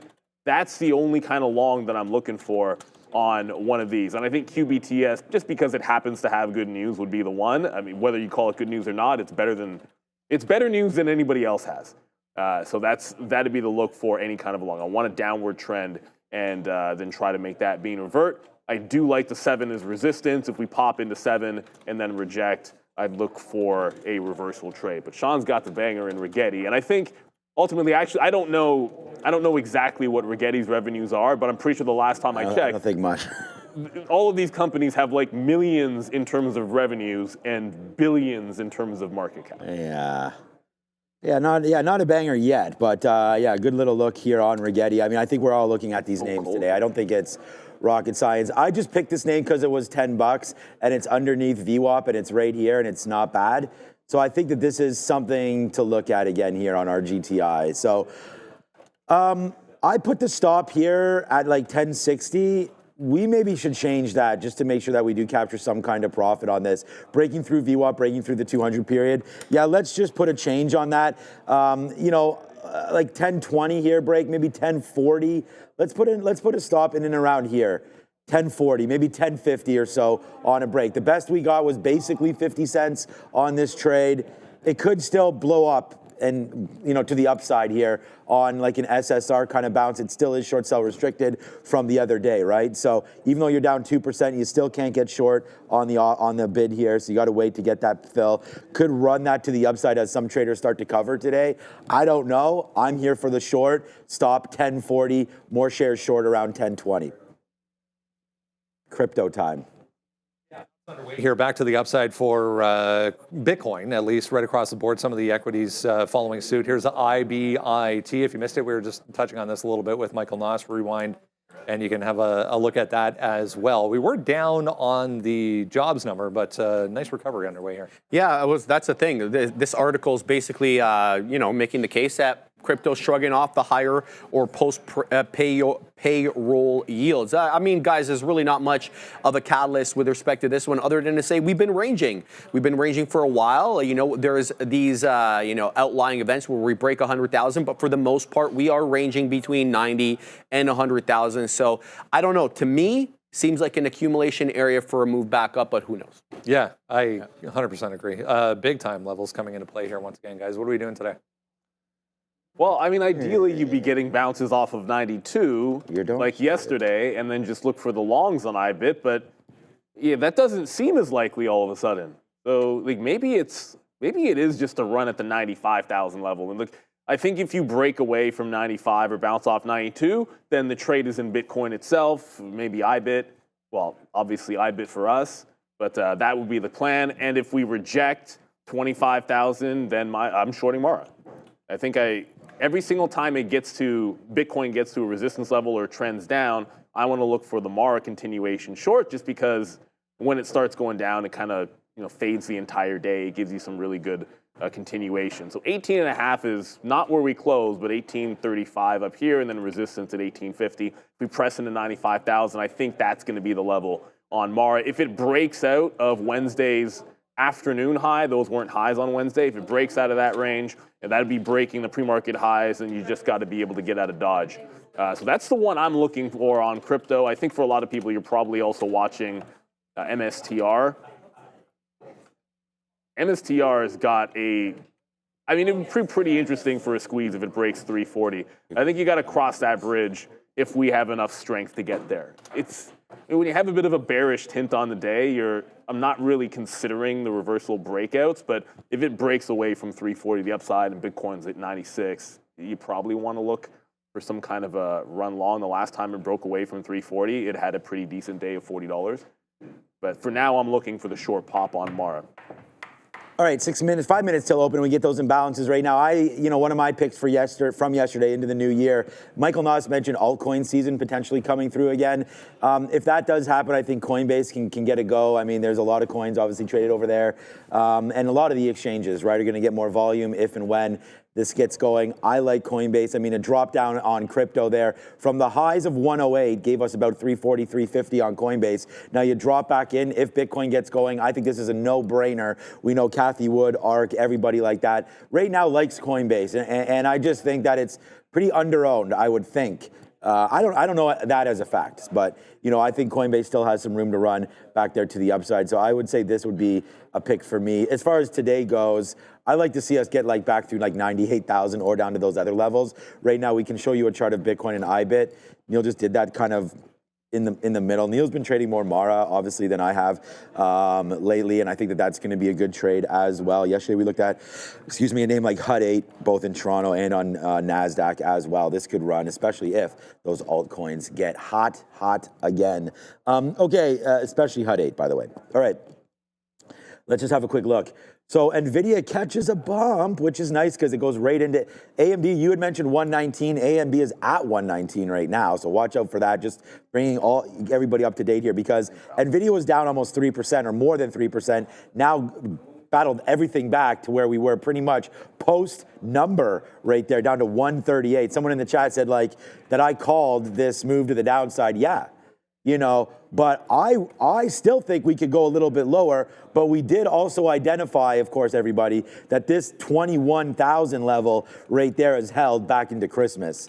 So ho there. Hold, maybe, those levels. But NVIDIA is the only one that's of any interest. There's that QBTS. We talked about that. Rigetti gets a sell under it. It's bumping up into VWAP. You know what? I'll add a little bit up here. I was there. Okay, so I was waiting for 1014s, I was going to say, for some reason. So I'm there at 1014. We just missed that, but we'll take a small little reload here. Apple, I just saw on the screen as well with a small sell. That's a nice move down for Apple as well. So only a little bit of time left before the market opens, but Apple catching that sell imbalance, NVIDIA catching the buy imbalance, touches up to 138 and change. And then there's AMD right now. Oh, it was just at 119. Okay. So I was mentioning that to Neil. That was a level that I know he had mentioned, 119 right there, but nice little drop down. And again, so much of this trading, not so much of it as much on the open, but if you get decent imbalance numbers, they can really affect them. But look at that. right down $1 now, AMD. All right, so these numbers aren't huge is what I'm getting at, but being a Friday, probably light volume, holiday shortened week, obviously with yesterday non-existent in the market. We get some catch up now today with a hotter than expected jobs number, way hotter. I don't even remember what it was anymore, but 2 something versus 1 something, but we'll get those. I just don't remember what they are. Stock prices, no problem. So, Rigetti. 256 versus 160. 256 versus 160. Yeah, 160, yeah. So monster difference there. There it comes, man. So Rigetti now, we got that reload there at 10:05. You saw me do that live. Let's see if we can get a little bit lower. The stop still 1050 on RGTI. Should be a fun one. Yeah, 1 minute to go here, and I just saw Benton saying Adobe made a big drop. I'm worried about that stock, man. I think it could go 20% further from where it is. AMD did tag up. We'll see what happens in 1 minute off of this open. Don't want to ignore, there was a bit of a late runner in Fubo. I said it right. A bit of a late run there in Fubo. It's now barcoding. So it doesn't seem to want to trade anywhere but $5.70 right now. So we'll let this one open up, kind of hoping it'll give a hold of this prior resistance from Wednesday at about 550 and VWAP. So we got that one on watch. Tesla is just chilling out at 392. Apple did a very large move down as well, breaking 240 temporarily. The over-under has been good at 241 on Apple. That's another one to watch. Apple at the 50 period on the daily. So let's get the final bell of the week rolling with Adara and brought to you by Hive Digital. That is Hive on the NASDAQ. Check them out by scanning that QR code you see in front of you. But last holiday shortened week of trade for a bit. Adara, ring it. All right, there's the reload. Yeah, thank you, Neil and Adara. There's the reload on Rigetti, and then there it is again. We'll spin it just a little bit. Nice little move down now for RGTI. There it goes, man. 40 cents now in the money on that reload. It's just settling itself out here on the open, I think. Lower. The trade of the day was missed already. I called it out at 119, but I was waiting for 120. There goes AMD, flushing a little bit now to that downside goes AMD. We're going to watch out for Rigetti, see where that goes. Yeah, like you said, AMD is already moving back into the downside. Absolutely, I want to say flushing, but let's maybe temper the expectations there. I don't know that it's necessarily flushing yet. Apple not moving off of 240, so to speak. Fubo, which is on the New York, that's chilling out at 570. So it's not pulling back into that 550 level we like. But here's AMD. Wow. I'm going to get on that 119 Lushy. if we're able to crab it here. But if we can't break back above 118.5, might have to nibble a little bit earlier. Tesla underneath 390, there was no pop to be faded at all there. Okay, just this for now. There's another 5% again on Rigetti. And it's like we're doing it over and over again. Like we had it first time, we're having it again. Have yourself a day right now. I mean, this is 9:31, Neil, and we're already just put a 6% on the board right there for RGTI. Look at this stock go. Oh boy, oh boy. It's if there was a trade of the day segment, I feel like this could be it for me right now as Rigetti giving us 10 points on the sticky note trade of the day right there. RGTI continues its momentum lower. Next bid 19 even as RGTI in the quantum space. We said it wasn't too late to get out, did you? But right now, quantum and RGTI making that move to the downside as we just start to get some more out. Bigger move than I was expecting right off the jump, but hey, man, it's happening. So it's Rigetti downside. Dara, maybe? Constellation Energy Group making a big move to the upside right off the open. This one does have a propensity to make pretty large moves when there's positive news, and there certainly is a positive catalyst for this one today. Signing a contract here with Calpine Corp, set to acquire the company for $16.4 billion. So Constellation set to acquire Calpine. Bloomberg reported this back on Wednesday, but at the time they had reported a $30 billion acquisition, the actual acquisition about half of that. But either way, CEG here acquiring another company up 20% now. Be aware there is some resistance on the daily chart just above that 290 area. So we're headed into that level right now. CVX also popping higher, and Delta on watch with earnings, guys. Back to you. Thank you very much, Adara. They could have told me that yesterday, CEG, when I was going back and forth between G Verona and CEG as a nuclear play. I'm like, I don't know which one I like better, but I own GV, so let's just go with G Verona. Yeah. A day later, CEG goes up 10%. That's absolutely hilarious. But it is what it is. I didn't know there was going to be a deal. If I did, Yeah, exactly. I would have bought the stock. So Fubo just now came back in through not VWAP, into that 570 level, 565, a bit of a local bottom here. I see in the chat there, people are saying Meta's screaming. The market's going down pretty heavily. AMD's back above 118, so I think we have a chance of picking that one up on the offer. But if Meta's going, got to be able to respect it. So I took some in here at the 77. We bounce off VWAP. I want to be adding on any VWAP holds. I will double check Meta because I haven't really looked at it this morning. There is, of course, some news today with TikTok, and there's a hearings today for TikTok and the TikTok ban. So that could be getting some juice for Meta. Everything else looks relatively weak as far as I can see. So maybe keep an eye on Snapchat as well. So the only position for me is going to be Fubo TV. If it can get back into 6, Wednesday's high was 610. Want to make sure we're taking profit out in front of that. I mean, I didn't think we'd have a dollar winner on a $10 name, but now we have a $1.30 on a $10 name. I mean, this is starting to get going now, and it is Rigetti, and it is just an absolute, Neil, monster of a trade right now to the downside. Like short here, and again, we talked about it, it's on here, it's the short, there goes Rigetti. Look at this bleed, $10 all the way down in, man. We're proving it day after day here on this show. You've now found the best place to trade with, man. This is the only trade that I'm in here, and we'll wait to see if it can go higher. But for right now, Rigetti continues to fall down. Remember I said $8.50, like I was like $8.50, $7.50, $7. Let's take some more out right now at $8.50, and let's put a bid down at $8. I mean, I'm just trying to play momentum. This is the name of the game, man. I mean, here we go. One day I'm trading AMD, the next day it's Tesla, the next day it's Rigetti, the next day it's Fubo. I mean, we got to go where the action is, and there it is again. Thank you so much. Sneak into games there.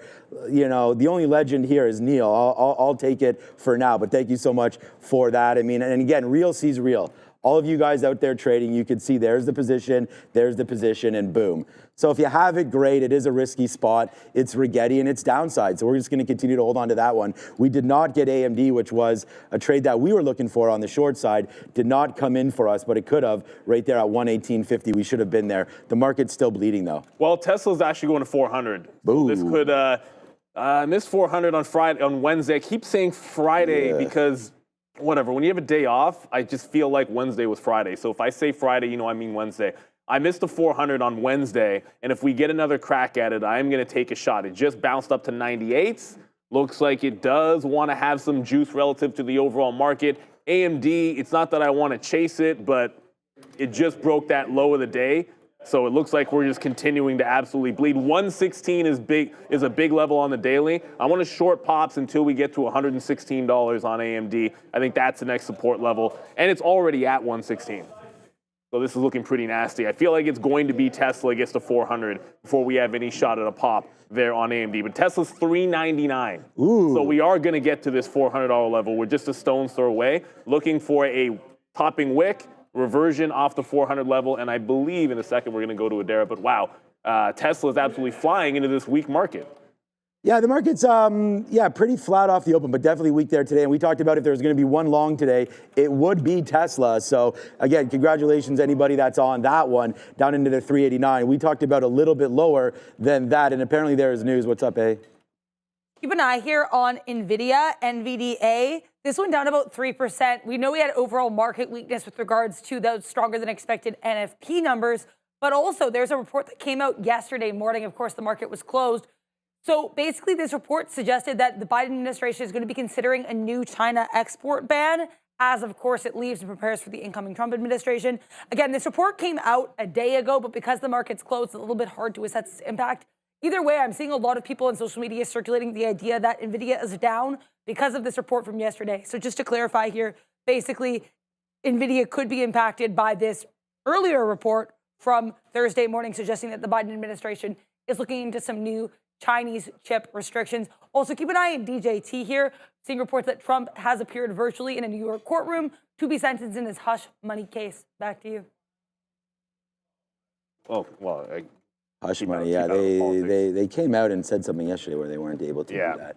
Okay, man. Yeah, good trading so far there today. We only have Rigetti. That was a great look at Tesla up there at 400. We should have been on top of that. That's that pre-market high. AMD, FXI, Rigetti, and Palantir. So let's go over and have a quick look at PLTR right now and see if we have something on that stock up to 67. We had wrote down 70. We got nowhere near that, of course, as I thought the pressure on this stock would continue. And looks like today, after hitting the 200 period in there at 67, pressure is a little bit on this name. All right, so Rigetti we did cover. I'm gonna get some more out here at 9, a little bit, might as well. There it is at 9,905. We got some good bids there down at 8,860 as well. Here comes the market dumping back in, man. The week stays weak. We should have had AMD, missed opportunity for sure today. That name that we liked, the short came right back in there and gave you the gift of all gifts. 1850, 1830 is the short there for AMD. Missed opportunity over here for sure. We'll take Rigetti. Rigetti will be huge, but at the end of the day, that was a missed opportunity there on advanced micro devices because the short that we liked came right back into VWAP and literally handed it to us, and we didn't take it. So missed opportunity right there. We'll just look for some more. There's always going to be the next one for sure.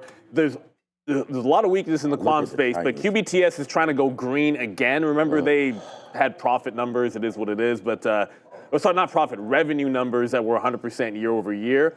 If they're able to break out above VWAP, this is the only one I want to look for a long. I think it's just a simple SSR bounce play off a bit of a relief rally for GBTS. It's trying to go green as we speak. I am only in FUBO, which just bounced off VWAP and regained some support from the pre-market. So there's the bounce off VWAP. So we wanted to add if it did a rounded bottom. I'm going to cancel this other bid in here because we've now gotten away from it. And if it works into $6, we're profiting into 6 and 610. That is Wednesday's high and trying to hold through a break of 610 on FUBO. But the one quantum name that seems like it has a bit of a bid is this QBTS. Trying to hold on. If it holds VWAP on any kind of a dip, I'm looking for that long off the $6 level and just a hard stop if it breaks 6 even. I don't think I want to fight that one too much. AMD, like John already said, is gone. Yeah. So, it's at 116. That's August double bottom support, so I don't want to punch a short at that price. I think we just got to wait for it to maybe pop and short into VWAP. But QBTS looks like it could be the next one. FUBO's halfway to that $6 level, but not there just yet. And SMCI, some people in the chat mentioning that one. I wanted to go to Apple first. We'll get to SMCI in a second, but Apple is really bleeding here. Way past that 240. 238 where we're sitting right now, this is the 50 SMA on the daily for Apple. If it can hold here and then hold through 10 o'clock, I think there's a bit of a long for Apple, but I'm not going to go over and catch a falling knife. This is not the day to do that. Oh, boy.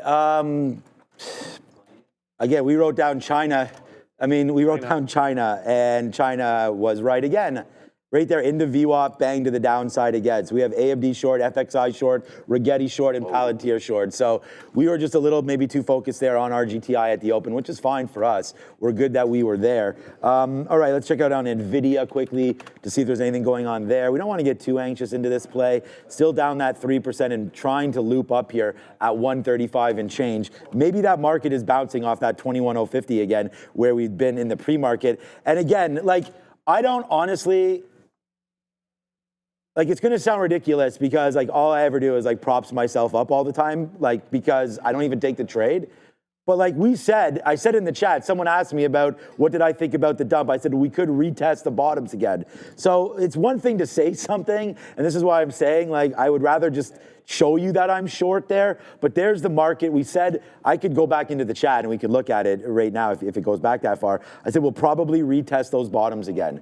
So there it comes in right now. Maybe this is time to now think about going long. NVIDIA trying to bounce off of 135 again. If it does wind up holding, this is going to be a great spot. I think it's going to be worth a little bit of a shot here. So let's try NVIDIA at these levels long, just to try, see if this is a bottom there, and we can pick it up one time here. That low is 134.75. We don't want to chase this waterfall. If it continues to go down, we get out in and around there. But there goes NVIDIA, Neil. Nice move back into the money now, 40 cents. We'll see if we can get something out into the 60s, into the 70s now for NVDA. It is, as the man says, I don't know if this guy's still the man or not, but it is another one right there. So we're starting to cook it up right now on NVIDIA. There's 35 cents right back in there for NVDA. Yeah, at the same time, AMD was able to make a bounce off support. So a couple of names just went. Apple held 238 for everybody. The next trade I liked was QBTS. If it could hold VWAP, you know that's where we're eyeballing. It's right there. It's trying to hold the $6 level. There has not been a close above VWAP yet. I stressed it yet because it's still looking relatively strong. Man, I look over at IonQ, I look over at Rigetti, I look over at QUBT, and none of them look as good. But it's got to hold above VWAP or it's not going to be any good. So I'm not taking it on the bid. I want to make sure we're getting it on the upswing. I don't mind hitting the offer if that's what it absolutely takes. Fubo just continues to try to hold that VWAP. There's another bounce off VWAP. Still hasn't broken out 6. I think it's an add and a breakthrough at 610. That's if you can break here. I think I want to add and break out into the high from Tuesday would be at 644. So I want to be playing this to the long side and adding it every single chance we get. AMD, I don't want to give up the chance that we can get that short, but I can probably cancel a VWAP short at this point. The VWAP has been moving downside along with it. So we want to play a pop here. I'm not giving up on the short just yet. Don't want to go for that long reversion. I'd rather try to catch a bounce into 117 or VWAP on advanced micro devices. Just heard news. Tesla didn't actually get to the $400 level, but it looks like it's trying to go now. So if we get a double tap at 400, don't mind taking that one as well on Tesla. Position board is incorrect. Sorry, guys. Oh, yeah, because I'm long. I am long in Fubo at 560. I didn't realize that the position board was incorrect. Yeah, nor did I. Okay, so we're long. We just got some more out upside there on. We talked about going long onto NVIDIA, so apologies. Good catch there, Neil, on the position board. Yeah, long NVIDIA, short Rigetti. That's what I have right now. My NVIDIA trade is actually right here. We just punched in too, right? We were just like, give me those shares, man. Give me that dub right there. We'll go 2 for 2 here today. Pretty good ones as well with NVIDIA and RGTI. There goes NVDA. I'll get another piece out right now. We still have a very good piece on for this trade. We have more than 50% on right now. We have 60% left, I believe. Anyways, how many shares did I take? I never know. There it goes. Nice move to the upside for NVDA. Bouncing now. Let's take another piece. We'll take out another piece there at 84.85. Adara, what you got? I have a couple runners that it's worth being aware of here, including United Health. It's worth noting UNH, not a ton of volume, under 600,000 shares, but I wanted to bring it up because as the market's down about 1%, UNH is up about 2%, no catalyst. So keep an eye on this one in case it gets any volume. We know Jets ETF also really strong this morning as Delta reported stronger than expected earnings. So nice bounce for JETS. The other ticker I wanted to mention here, VMAR. This is a small cap. I was seeing a couple different things for the float, but it's anywhere from under 100,000 shares to about 2.5 million shares. So small float here for VMAR. They do have a little bit of a catalyst as well, making cooling plates here for some of these electric boat batteries. And last but not least, a ticker to be aware of here, Netflix. NFLX, down about 3%. Not a lot of volume on this, about 500,000 shares. But it's worth noting, we actually got the numbers for the WWE Raw, as reported by Hollywood Reporter. They were pretty strong. They more than doubled the 2024 performance on USA Network. Either way, though, shareholders seeming not to care. NFLX actually breaking below support at 855s, currently trading around 849, guys. Back to you. Right, Yeah, I don't know what the numbers were for the. I assumed they were double the expectations or something. Double the expectations sounds pretty darn good to me. Like that's shout out to the WWE there. Good for them. Wow, AMD does not want to pop at all. Are you kidding me? It just broke down underneath 116. So yeah, this short, maybe it's just even a 115. Could it be 10% down to kind of a day for AMD? You just lost the last support level. I'm not watching it. On AMD. So it might be I'll take a shot at a 115 break, although I don't like chasing it. Obviously, we're not going to get a pop into VWAP. So relatively tight stop. If I short the low of the day, it better work right away. You know, that's gonna be the case at 115. I don't mind a pop back into 16 because that's a pretty key level, and you've already got resistance in there. But wow, AMD just continues to bleed. They get the downgrade. Sometimes you get a downgrade because they want to accumulate more stock. I guess this time really was one. Yeah, I mean, no one's actually buying AMD. Everyone's just selling it. So we'll, we'll wait to see where that one goes, because why would you buy AMD when you could just buy NVIDIA? All right, so yeah, we nailed that AMD call, but none of us short. So like I said, just judge us by the positions that we have. But you guys, yeah, those are great ideas. Take them for basically what they're worth, right? I mean, I think that as we keep on saying, Neil talking about maybe breaking that bottom of the day, if that's a shot that you want to take there, try to do that. We're right here at 134.50. I'm gonna sit here, average in. We don't have very many shares. Obviously, we talked about having half left. There it is. Now we have more on NVIDIA as it's starting to break lower. We do have our position on board right now, so we'll see where it goes. It's NVIDIA trying to obviously go lower. 134.50 is our out on this one. We're long at 134.80, so it's fine for us, but we'd rather have a winner than a loser, and it looks like right now the pressure is busting these pipes, man. I mean, and we really should have gone short. We talked about the futures retesting these bottoms, and we don't have anything about it right now. So that's too bad, as you can see, but at the end of the day is what it is. NVIDIA right now trying to hold fort down near that bottom area. I am getting some out right now. We did get something right there at 135 as nicely traded into the money now anyways on this trade. It's NVIDIA trying to go back upside. Hopefully we can catch this little bit of a rocket ship to the north side now, and we'll see what happens. The position board still, yeah, I see that, Neil, still not working. I do apologize for that one, but it's a monster trade here on NVIDIA. Yeah, the position board's still not working. Fubo's still holding out the level. And AMD got to 115.01 and bounced off the even dollar level. So I still want to pop into 116 for a bit of a fade. Just a quick, this could happen any second. But one other name in the space, load. Intel is now making some fresh, they're yelling in the back and having a little bit of fun. Now making some fresh lows on Intel. It is now within a couple of percentage points of its 52-week low, and underneath that resistance from a couple of weeks ago, it was like 19.2. So I think if AMD doesn't pop and fade, I don't mind playing that game over on Intel. And then we have completely ignored crypto. Mara is only down 3%. Bitcoin did not get to 92. It's actually holding the 94 level, but there's clear sellers at the 18 here on Mara. Every single time it tries to break the even dollar, there's been some sellers. So I want to see if we can't get a fade off of this pre-market resistance at 18.15 or so. Still no breakdown on AMD. It is bouncing nicely off of 8.15. And Fubo still holding above VWAP, and no breakout just yet there. I'm still long Fubo at 5.60. All right, it's too bad. Well, it's not too bad. You just can't see our positions updating there. But we are still long right now on NVIDIA, and we're long right here at 75. So we have some outs we have a lot of good outs. I'm trying to get some, okay, there it is. I was going to say, I'm trying to get some more out here as we continue to climb just a little bit more to the north side. So I have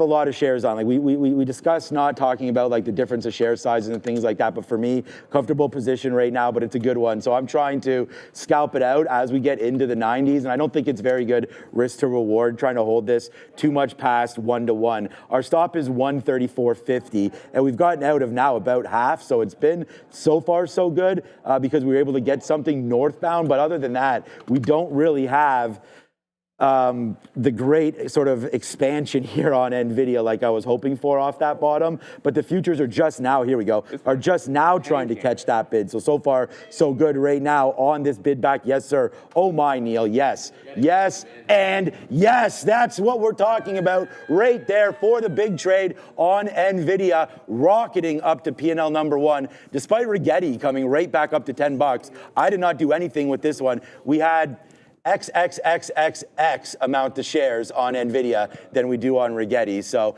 more outs there on NVIDIA. Look at this name, man, bouncing around 135. Let's not celebrate too much. Let's just make sure that we get out of these positions and make sure we capture some winners here.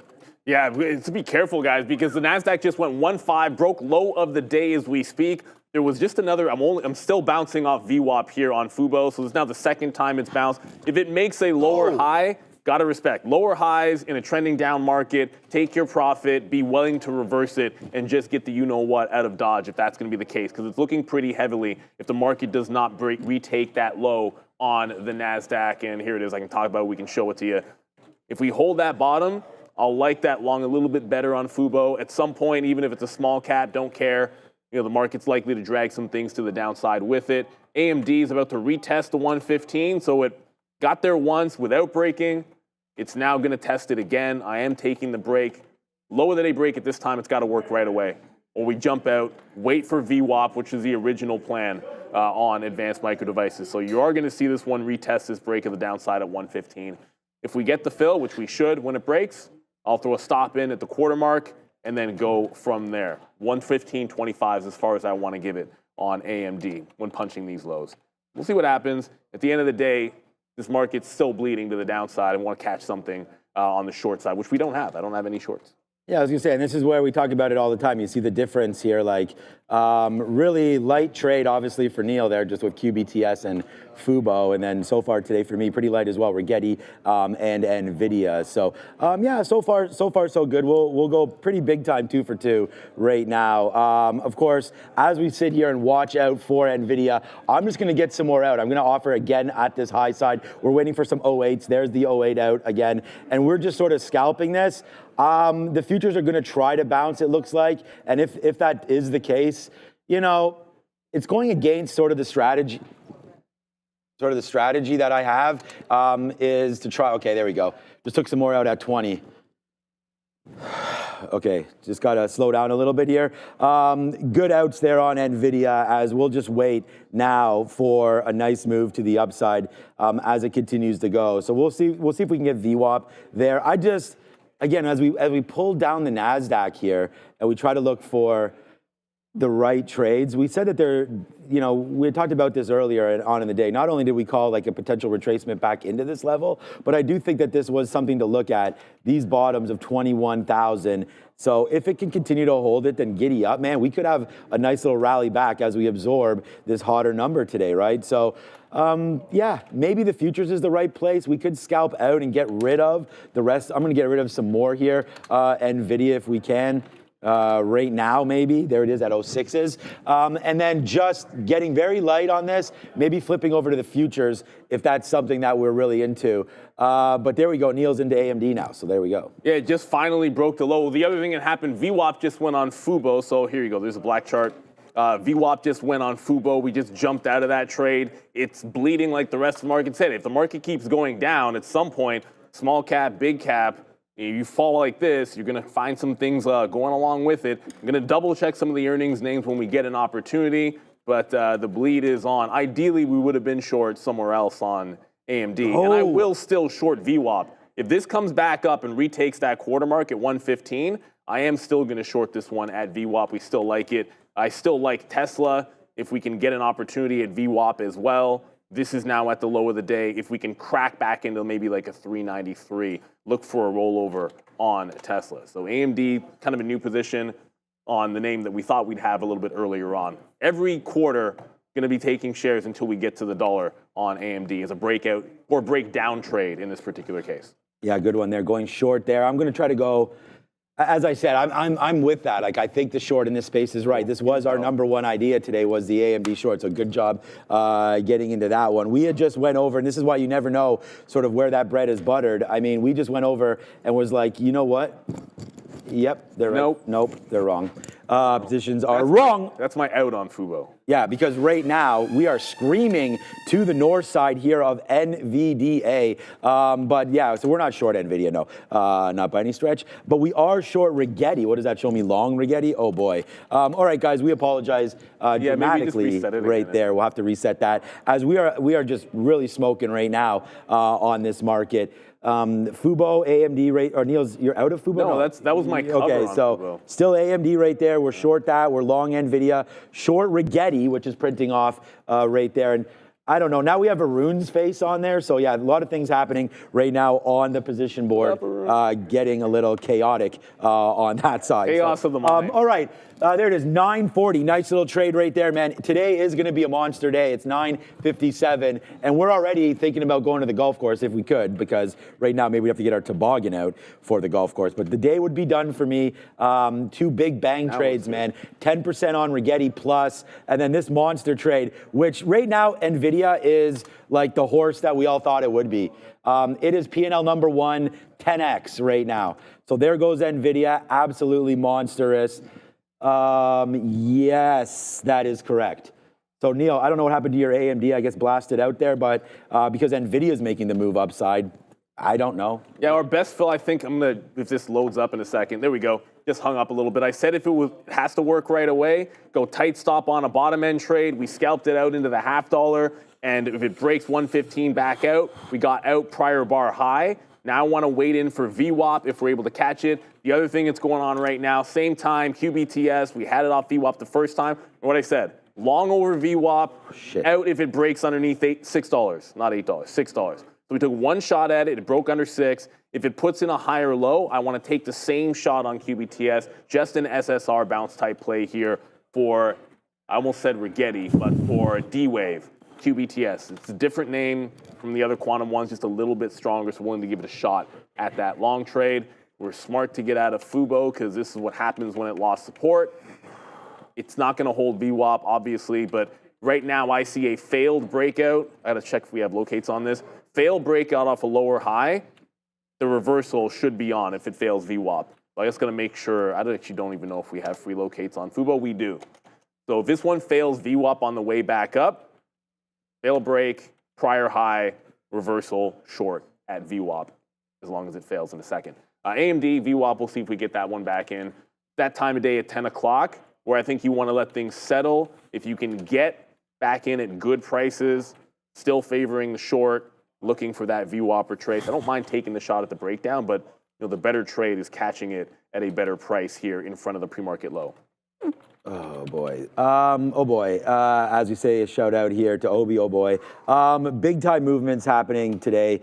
And yeah, I'm just going to sit on sort of resting on the laurels of what we've been doing there today and talking about it as well. So I think it's been a pretty eventful day, like following our plan.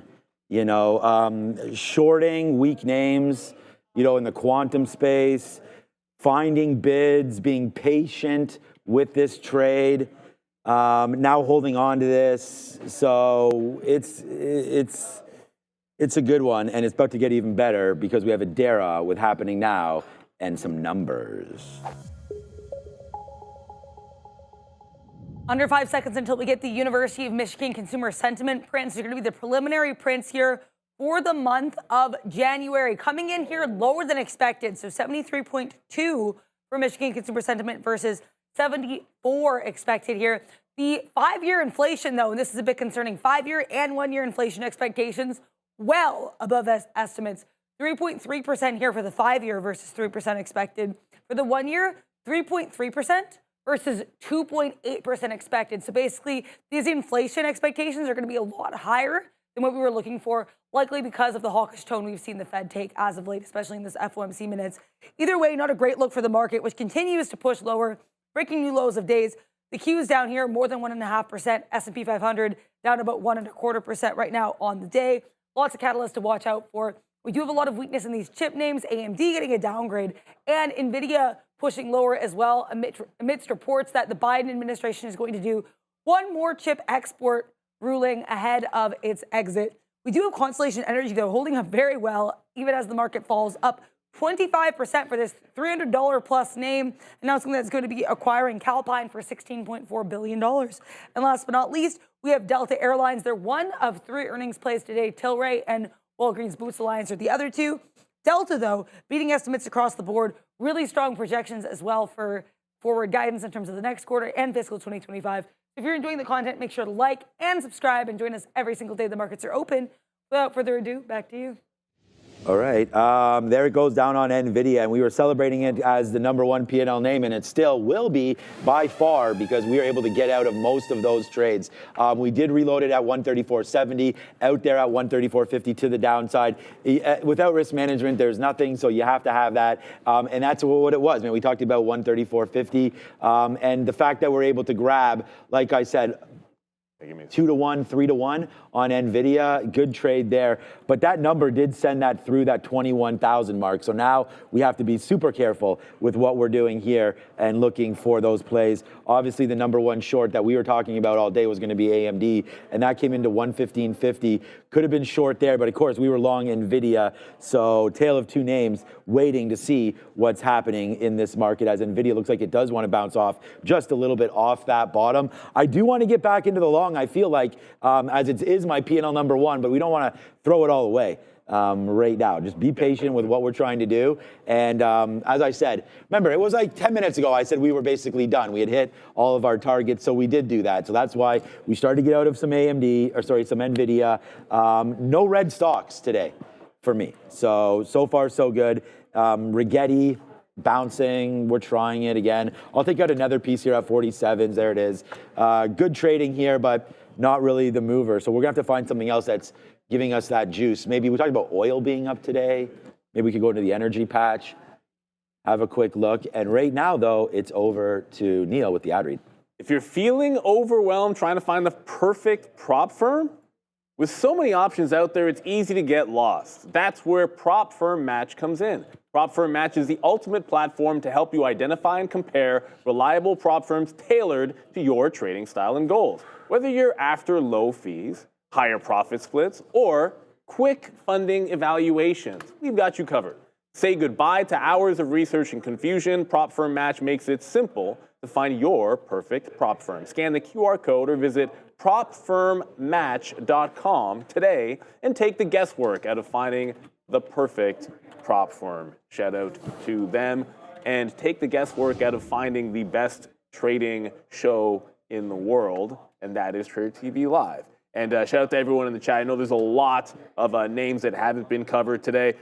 Just want to get back over to the one that I'm kind of focused on. I thought we'd get a pop into VWAP on AMD. Obviously, it was churning. You just saw Sean mention that right-hand turn back into the downside. AMD right back at 114.70. So maybe sometimes a little bit too patient. That might have been the that might have been the curl that we were looking for on AMD. Fubo into VWAP. It was cruising into VWAP, and then just like everything else, it lost a bid. You just dropped a couple of points there on Fubo from 5.5 to like 520 like this. I'm still looking continuation short, play off the 550 level, see if we can grab that one. Where are you? Intel, I think if you're not going to get AMD, Intel has a much more calm stair step down, if that's even possible, down almost 4%. Intel is? Oh, yeah. But it's just a better structure right now. Like where AMD's bigger bleeds, this is actually bouncing and consolidating. So I think the stair step is pretty decent here on Intel. Next available pop, look for it to continue that pattern and just play the short until it stops. I think that stock's a short till it's not. And I still don't think QBTS is out of the woods just yet. That's D-Wave on the quantum side. It's a bit weird, oops, New York. It's a bit weird that when the market's bleeding, that you would have a situation where a quantum name, which are all frothy, would be actually going up, but this one is green and continuing. The last time it made this move, we took the shot to give it back into 6. I'm looking to do exactly the same thing. I think it's kind of just maybe a relief rally squeeze. Like it's nothing fundamental that would suggest that this should be up 2% when we're not getting any, when less probability of cuts after the number we had this morning. All right. Yeah. Look, I think these quantum plays, I know Neil's flat right now. We only have one more play that we just put on. We just bought back some NVIDIA. We said that, I wanted to see if we could hold that level. So my strategy here was way less shares and then see if we can hold this level. So we'll take it out. That's about a 50-cent scalp there back, or sorry, we're long at 60s. We got out at O's. So 40 cents, nice 35 cents scalp back in to that to take out of 20%. We're waiting for, 25%. We have another 5% to give us the 30% waiting at 135. And then if we go higher, good for us. And then we're going to try 134. I just think NVIDIA goes. Like I'm thinking this market here bounces. We could trade the futures, which maybe we should do. We're actually now that I look at this, we're well underneath. Yeah, this is starting to now, okay, so now we're really starting to accelerate to the downside. So let's really back off of buying some more here of NVIDIA. We're using such light shares that we'll try some more down at 134, but we got to look for some shorts right now. We talked about that Tesla, that I like the long in Tesla. So if there's going to be a bounce in the market here for TSLA, you are just right now, had that nice little bottom there at 385. And we had mentioned these areas earlier for a possible spot. I just think the longs are setting up on the screen, but you know, the feeling here of being down 2%, not only a feeling about being down 2%, but also this is what we had called. Like we had thought that this was going to happen today. So I don't really necessarily want to be like jumping into some of these longs when we thought this was potentially going to be a play. We probably buy maybe some diamonds as that was a call for us earlier after today down 2%, maybe worth getting something into it. Right now, SMCI was just green. Well, that's one of the names that doesn't necessarily that's like add up. Strong one there. But it just went red, so it's joining the party. Meta's going to break $6 billion. I almost feel like the names that are just now joining the party to the downside are probably some good looks, especially if the market continues to bleed. Like SMCI does fall into that cohort. The other thing, and not to ignore Bitcoin, we're headed down 93 even now, so that 92 level on BTC has been a big one. If we bounce off 92, the only long I would consider off 92 is Bitcoin itself. Everything else, well, not everything else, but anything else I look at is usually like reversals in Mara. So if we get a bounce off 92, you just flat bottom broke on Mara. I don't think we're going to get the pop to be able to fade this. We're still going to work over to that short trade. Tesla's looking like it's trying to consolidate underneath support at 388. Well, the price action's starting to look pretty solid here on Tesla. Like if it tries maybe one more bounce and fails that lower high, I would feel like this, like I do about Intel, where it's giving you a pretty solid stair-step pattern, and then if you can join the stair-step. That's what I'd like to do with Intel here is it's now trying to put in that next step. If it doesn't break 1915 here, maybe even a fail, bit of a topping tail candle, look for the short back in, play it to 19 even, because the even dollar levels, it's $19 stock, I think can be respected. But the NASDAQ at 2% down, you got to be real careful shorting bottoms when you're over 2% down on the NASDAQ. QBTS is still holding VWAP, which is somewhat amazing given what we're seeing in the overall market.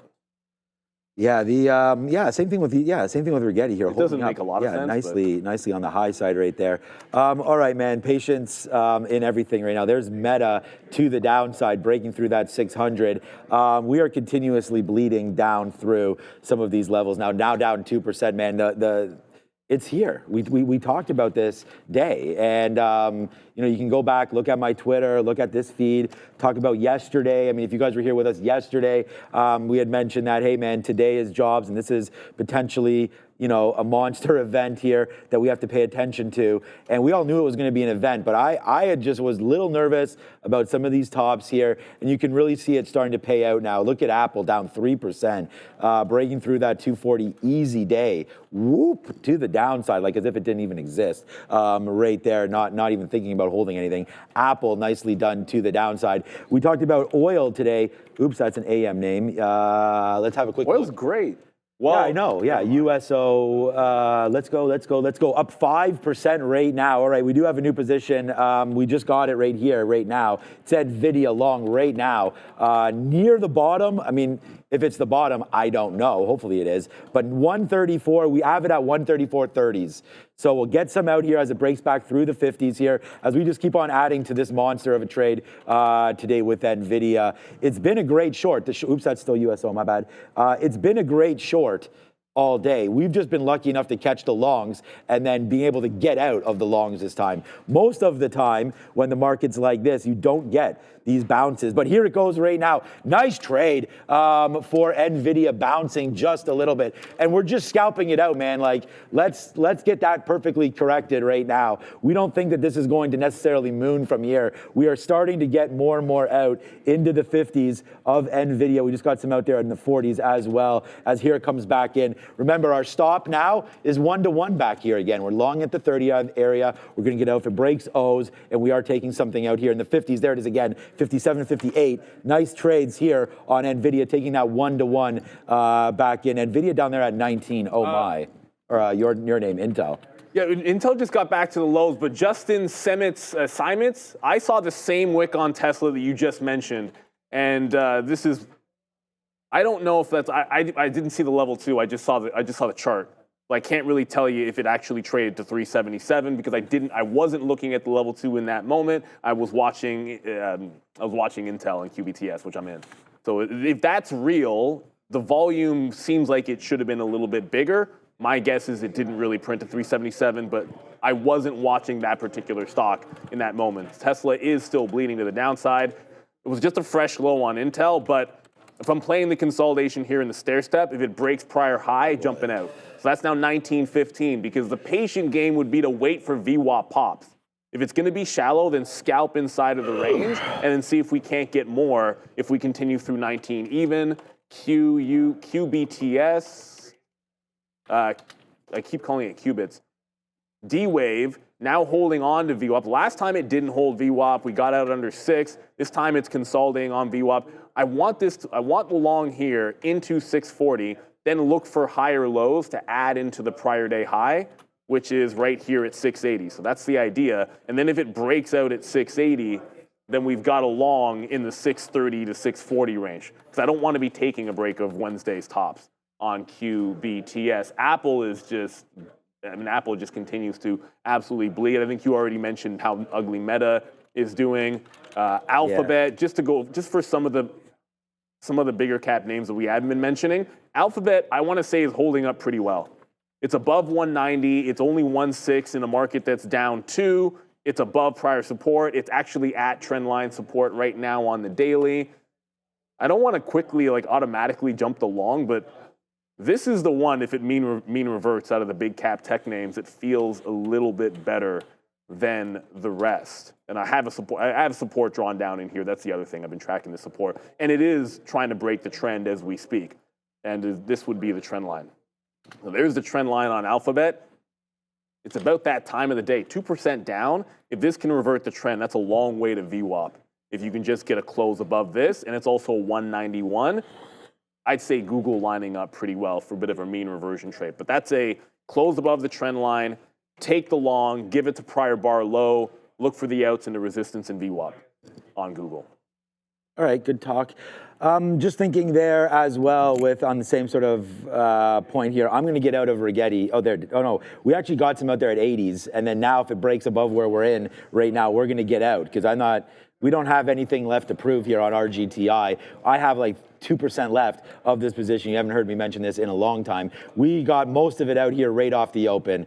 We've really learned a lot over the last little while there's my Rigetti, okay, about how to trade these smaller names. You got to play the momentum right there. So that's a nice positive name there for Rigetti. Will still be P&L number 2 here for the show. We do have NVIDIA right now starting to go back up to the upside now. So this is going to be an absolute banger of a trade for me there on that reload. So we came into 134. And again, Neil and I will talk about this. It's just about risk to reward, right? Every single trade. So when we're sitting here, I said our stop is 25 cents. So right now it's 75 cents right now in the money. So we'll take some more out here at O's. Good trade to the upside. We actually talked about possibly bouncing there on the futures.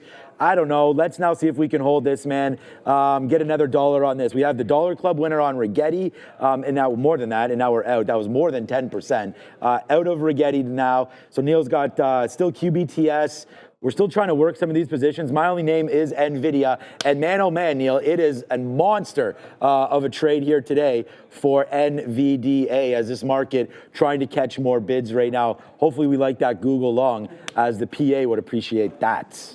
Yeah, the personal account may have some opportunities for dip buys, but I didn't put any stink bids in last night. So it's one of those unfortunate, not that we got to any levels that I was in love with, but I always feel like if you should have orders out, especially on days when, if you like dip buys that are adjacent and you get a jobs number or something like that, sometimes those are the days where you want to pick some stocks up. I'll probably look back and be regretting it. So Google, Alphabet it hasn't closed above the trend line, which is generally the rule. But the tape was really good back in through this prior high break. So I did take some in there, but cannot add to the position, or at least I won't, unless it closes above the bar, which it's almost guaranteed to at this point because you had such a big turn in Google. So I think we're going to hold that 191. Obviously, VWAP sits there at 193. If we get to 192.5, again, I think we got to take some out. But a little bit of a mean reversion as the market is trying to get back into that upside. QBTS did just tag the first resistance spot where you've seen it hold at 630, one more at 640, and then we're holding for it to get to Wednesday's high at 680. So this going Alphabet, which we just got into, that just tagged the 191.5. So there, we got the mean revert trade we're looking for. It broke the trend. Let's see if we can get all the way into VWAP, which sits at 193. Because I'm bearish, this is a cover it all at VWAP because I'll be looking for shorts on stocks at VWAP. All right, so I guess he's going to go short Intel. I'm going to go long NVIDIA. NVIDIA right now is $1 in the money, so we're going to watch out for that one here. Okay, let's go. Get some more out, man. 135.10. Again, in a trade that we pretty much really laid out, right? I mean, we had talked about waiting for this. When we had first gotten some NVIDIA, we're pretty light. We got to wait for this move to come back down in. So that's what we wind up doing right now. All right, Marissa wants to know any dinner thoughts. I'm going to tell her tacos. Let's go. Let's go. Sorry, you can have taco any day, you know what day it is, Joe. I mean, that's what I'm going to say right there. I can't remember what we had yesterday. She makes this cabbage and pork bowl, which is really nice. Homemade salsa or store-bought salsa?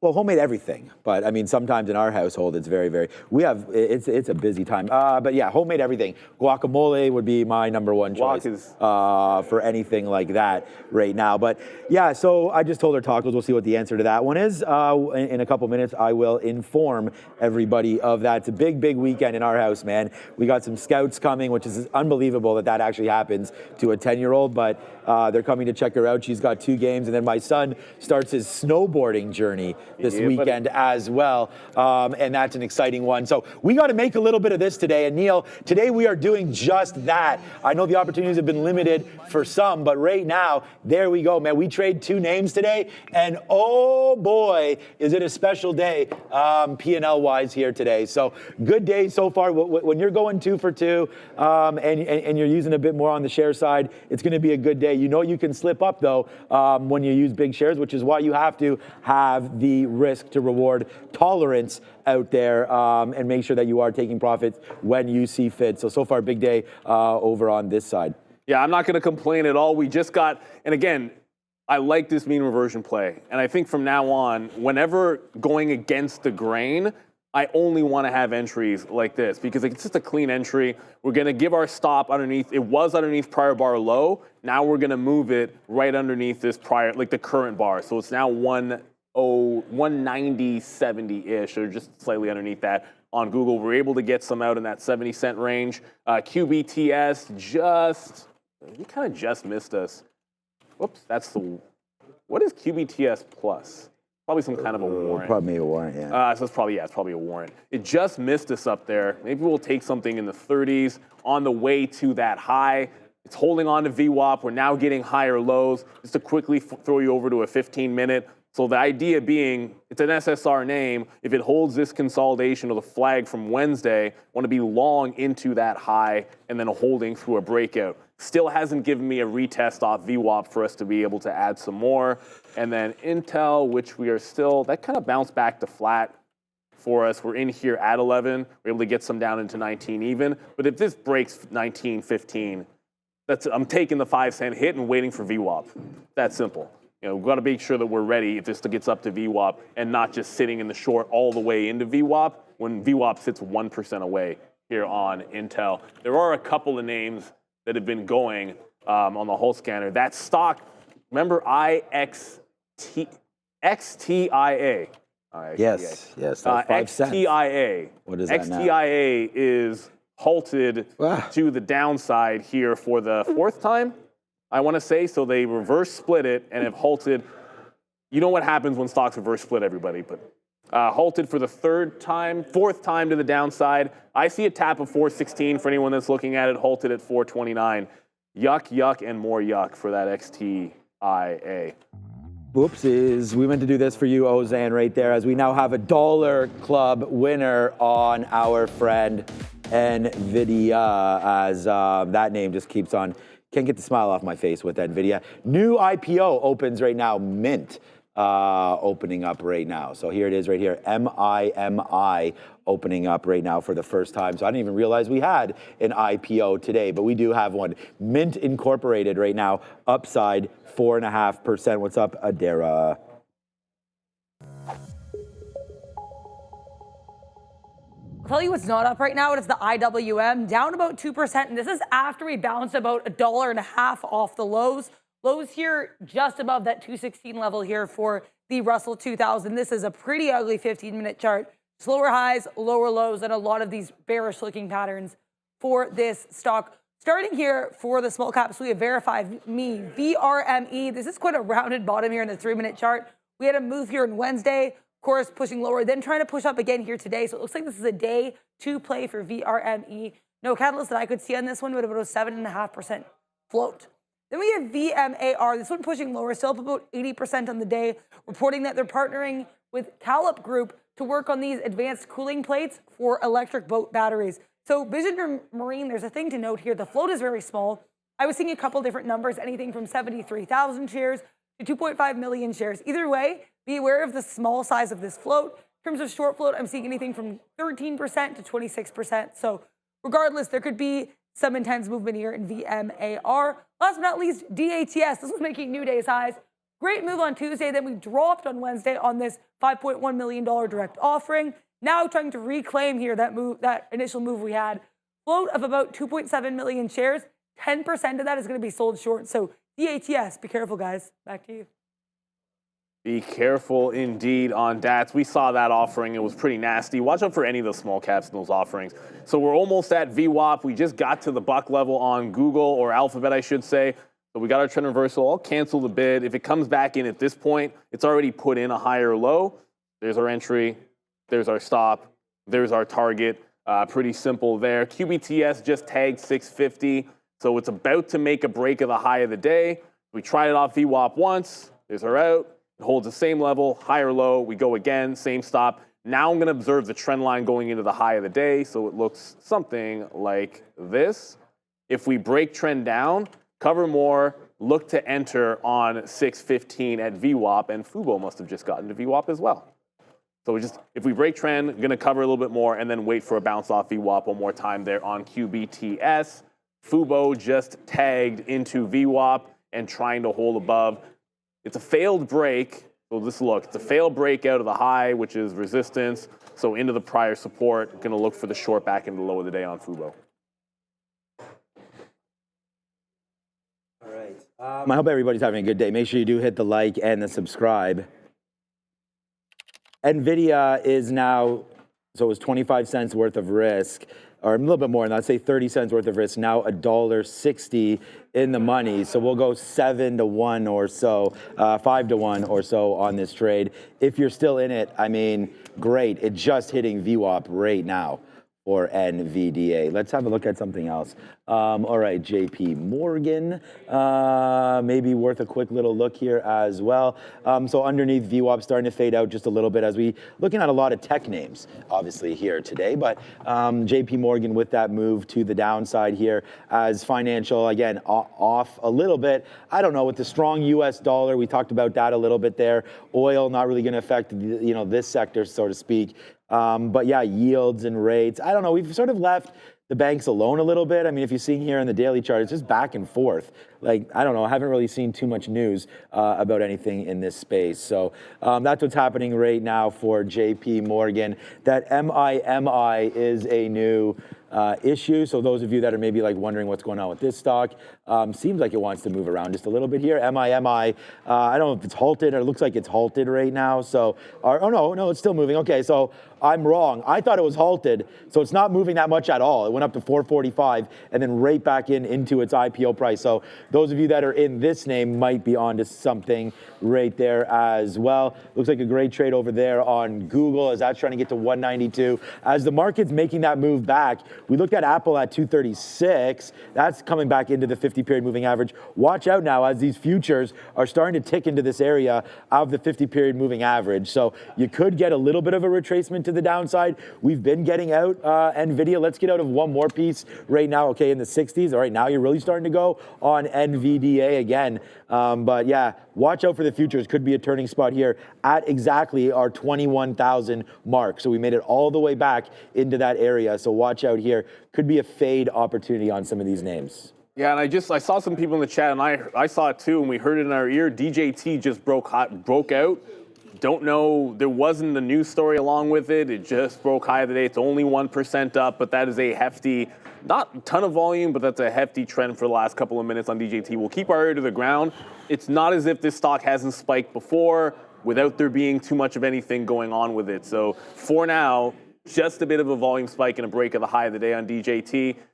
The drop down, it's hilarious. My drop down, like for some reason I type in Google, it's like, yeah, it's not the first menu on the NASDAQ. It's not the first thing on my drop down. But now that you're trending, it's either going to get to VWAP or it's going to break trend. So a mean revert in, mean revert out once you set up a trend, and now it's set up. There's higher low, there's another higher low, close underneath, jump out of the trade, gets to VWAP, jump out of the trade as well. I also mentioned if QBTS broke trend, I would cover some and look for the VWAP add. So it broke trend, although the trend line, you guys can see it. I'm not going to redraw it. That's where it would be. Got some out. We're still going to hold on. I still want to add at VWAP and hold into that high of the day break on Google. And then back, all roads leading back to AMD. It's taken a while, but AMD is now within $1 or so, or actually less than that, of VWAP. So it took until 10:30 for it to make a rounded bottom. Now all of a sudden it's getting into this 116 again. This is when we wanted short. Did take a breakdown short, made a little bit on it, but the follow through wasn't there. Like it went 50 cents, right? So it's not like it gave you that big of a move on AMD, but it's still underneath that 116. This is a double bottom from the August low on AMD. So if it cannot break 116, want to look for that reentry on the short. Meta, wow. And WBA, I know we haven't really talked too much about the earnings names, and shout out to the entire chat. Appreciate you guys going over all of these and noticing, of course, that Walgreens, market bleeding, maybe it's found a temporary bottom, 25% to the upside. You always have to keep one thing in mind. The percent gains on stocks that have done this, they can really go, because 25% is nothing for one day when the stock has been bleeding for the last couple of years, I should say. The 200 period is here at 12.25 and big resistance in the next 5% or so on Walgreens. So not bad if you take some profit if you happen to be long. Yeah, exactly. Good little bump up there. And again, not everything is so tech related, right? You can trade other names, of course, and that would be a great one there. A great example of the Walgreens. Also, Delta, today we saw was on one early. No charge? So that would be another name there, DAL, starting to really print up for everybody as well. All right, we don't have too much to talk about other than the names that we've been on, and we're on one right now, 136.16. It is now $2 now in the money on this NVIDIA trade as it just continues to climb higher and higher and higher. Like, I don't know, man, what really got underneath this name? Who knows? But it was a nice move to the backside now for crypto, I was going to say, for NVIDIA back in now. So, all right, yeah, we're getting ready for Adara. It's 10:30. It's a crypto minute, 93 and change. We've ignored Bitcoin, but it is starting to head downside. Again, not holding that 94 area. Let's go find out more with Adara. Before we get to that, two things super quickly. One, the DJT move seems to be a bit of a delayed reaction to his sentencing hearing for Donald Trump. This actually came out here around 10 a.m. I didn't mention it at the time because the stock hadn't moved on it, but basically unconditionally discharged, which means there's not going to be any punishment for that. So DJT, again, seems like a bit of a delayed reaction to that sentencing. Then my second thing I want to mention quickly is comments from Feds Goolsbee. Feds Goolsbee has recently pivoted from being one of the most hawkish Feds, being one of the most dovish Feds, and that pivot continues. Basically, he's saying that he doesn't think there's any reason to not have, or basically saying that there's not really that overheating in the inflation that people are claiming. He's not seeing that overheating. He said this jobs report that we just got, that NFP, is actually what the Fed wants. So pretty dovish comments coming there from Feds Goolsbee. Now, if we take a look here at Bitcoin, Still a pretty rough look on the daily chart. We have lower highs. Yes, we did have a brief break back above that 100,000 level, but we could not hold it. The other thing here as of note is, as of right now, we're still holding on to that support just above 90,000. Yesterday's low was around 91,000. Currently, though, excuse me, as Sean mentioned, trading around 93,000. Ethereum down about 2%, faring much worse than Bitcoin today. Trying to hold on to that 3,200 level. XRP down about 2%, Solana down about 3%, Tron down about 2.5%. So it's a really mixed performance right now in the crypto space, guys. Make sure to like and subscribe. Back to you. Those two going back and forth. Thank you very much, Adara. Yeah, so, and appreciate the news. Obviously, DJT, that makes a little more sense why it would be running. So there was a little bit of something there for DJT. So we're out of Google. It got to target. So we got our entry. We got our first target at prior resistance, and then the next one at VWAP. It just wicked VWAP. I'm not really looking for a short in Alphabet here. I'd rather favor the longs in it if we can. And so the next thing, which is at VWAP as well, is going to be AMD. As we check into this 116, it just did an over-under at 116, or it just very slightly broke 116 and faded back in here. So might actually weasel in to steal one from Sharif in the 90s if I can, and then give that one into VWAP on advanced micro devices. Down 5%. They caught a downgrade this morning, although the stock has been, it's been downgrading itself for a while. So 116 was this prior support low. So it's got VWAP, it's got the 116, it's support on the daily that's broken.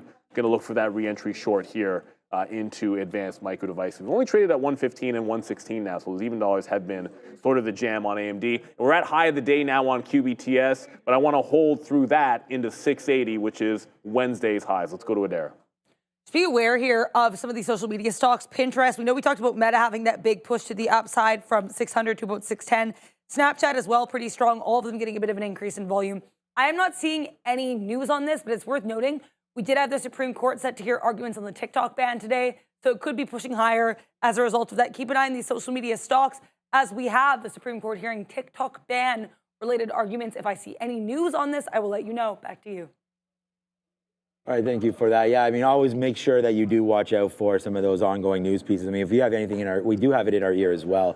If we see something, we'll let you guys know about anything about affecting the ban. We did see Meta slip up just a little bit today through that $6 bill level and continuously going a little bit lower. Oh, there, okay, bounce back. Yeah, obviously, as the whole market bounces back. Meta now green. So, okay, so good little look there for META, Meta off that $6 bill. Like, we were literally looking at it right here. Someone in the chat was like, Meta's breaking 600. I was like, oh my God. But that was a nice move and a nice hold down there at 600. So you got to be pretty happy with that one, you know, if you took it. Obviously, I think that's a nice bounce right back into the day's high again. So Meta, as if this market doesn't matter, upside right now. The other name that we thought had a good chance to go up, and Meta's kind of a newer story there. I mean, obviously, if you catch that bottom, great. Hard to do. Tesla still does have that chance, of course, to go. Breaking through VWAP right now, that bottom at 385, probably worth waiting one more time for that. We talked about the market trying to break through 2100, 21,000. It does that. And now we can use that maybe and that 50 period as the base now, right? And so trying to see if there's any expected move off of that back inside now. We just cleared out some more NVIDIA. So that would be another one. Again, you know, good trade on that. Starbucks really having itself a day now. I saw on that, I didn't get too much of a chance to talk about that upgrades or downgrade section there that we had earlier today, but Starbucks and Nike, I know Nike was on the list. I do not believe Starbucks was, but again, another name that sort of bounced off some of those lows. And it does remind me, if we look at the Nike chart, you'll see what I'm saying. Starbucks obviously down there on new CEO, Brian Niccol, and came back in, hits the 200, and now beautiful hold there in and around $88. I think that's a buy. It was like a Starbucks Disney thing. Oh, Starbucks and Disney, okay. Yeah, I wouldn't trade it off. That's strange. Okay, we'll find out for that. And then right here, Nike as well, down to $70, $71. I always thought that was an interesting level there, of course, for NKE. I mean, you're coming right into it. Yep, I got it. Real nice level down there, 70 to 71. All right, here we go, man. It's eSignal. Make sure you do scan that QR code that you see on your screen right now to level up your trading game. I mean, eSignal has been a great tool for myself. It's very, very reliable. We talk about this, man. Trade smarter, not harder, which I'm trying to show you on the show. And upgrade your trading experience to an elite one with eSignalize. Analyze, strategize, capitalize on all the opportunities with infinite data. And what they mean by that is you can go all the way back, man. You can go back 20 years to grab data if you're entitled to do so with eSignal. So if you do have any, like, if you're trying to run an algo or need some back testing done, this is the best system that I've ever seen. The best amount of scanners as well. You can scan anything. I mean, it's very similar to all programs, but this gives you the ability to, as you can see right here, get these hot lists going, build them yourselves. And many of you use scanners every single day. If you're a little bit uncertain on the reliability of them, I would say go over to eSignal. We've had nothing but great success with that. Everything you need all in one place. It is eSignal. So thank you to them for their affiliation with us. And again, scan that QR code if you are excited or interested in their product. But right now, man, we'll just go props up to everybody on that NVIDIA train because choo-choo, we ain't giving up on this one. No, we are not. We are now $2.12 in the money on NVIDIA, and it is just a monster stock today. If we can go over to the thing there, Fabian, that would be great. There it is right now. Bottom of the day, back to the 200 period. We'll take it, man. It is a hot dog cannon kind of a day for us right now as, oh boy, we are really doing something here today on these two names. So Rigetti's been a good one, and there goes NVIDIA really taking back off, man. Another $2 winner for NVDA. Yeah, great look on NVIDIA as it breaks to the 200 period moving average. The market is right back to VWAP on the NASDAQ. I'll get to QBTS in a second. Right back to VWAP on the market. I just got Mara at VWAP, AMD at VWAP. QBTS is not, it hasn't broken Wednesday's high yet, but it will. I mean, it looks like any second now. I've got a new trend on it. If it fails the high of the day break and breaks back down underneath the current trend line, then I'll jump out of the trade. We grabbed it off VWAP at 618, and this is about 680, which is Friday or Wednesday's high. When I get it right, I still revert back to thinking that today is Monday. Fubo, that just came in off of VWAP as well, so we've got it under for a higher low short. I was long above VWAP before, but it failed to break out at the high of the day, so now we're short. AMD, just to recap, this is also at VWAP in that 116 level. Here, I'll use the black chart while we wait for that one to load. If we break out above this prior high, that's 116.30. Then we give up on AMD and wait for it to make another one of the downward trends. The Fubo looking okay, QBTS to the long side. I did get out of Alphabet. I still feel relatively bullish on Google compared to the other Mag 7 names. Obviously, Meta's doing its own thing because of the TikTok news. But Google was already relatively strong. Did the mean revert? If it can hold VWAP, I don't mind taking this one long as well. So I do like, or again, I should say, but I didn't want to hold it through VWAP as the market approaches VWAP on its own. All right. Yeah. Again, thanks everybody for all the love here in the chat there once again for today. Can NVIDIA get to $3 in the money? Is the question that we have right now. I mean, it has 138 all over it. I think that's the high in that pre-market. Good little level there for NVDA. We'll see if we can get up to that level. I'm gonna wait now. We have a small piece left. We keep on getting out, but again, like I keep saying, it is all about just the presence of risk management. If you can't manage the positions, then you either have too many shares or I don't know. That's pretty much it, I guess. Share size. The most important part about trading is honestly finding out your strategy, but then it's share size.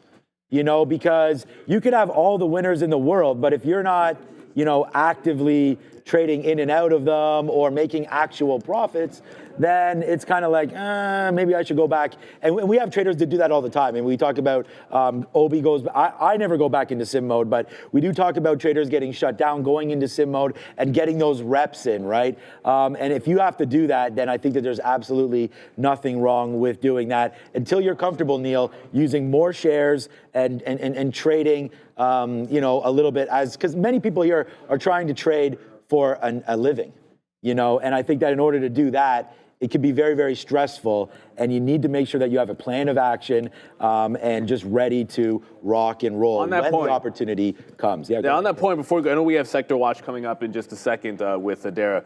You got to keep in mind, I've said this, I've seen this over the years with traders.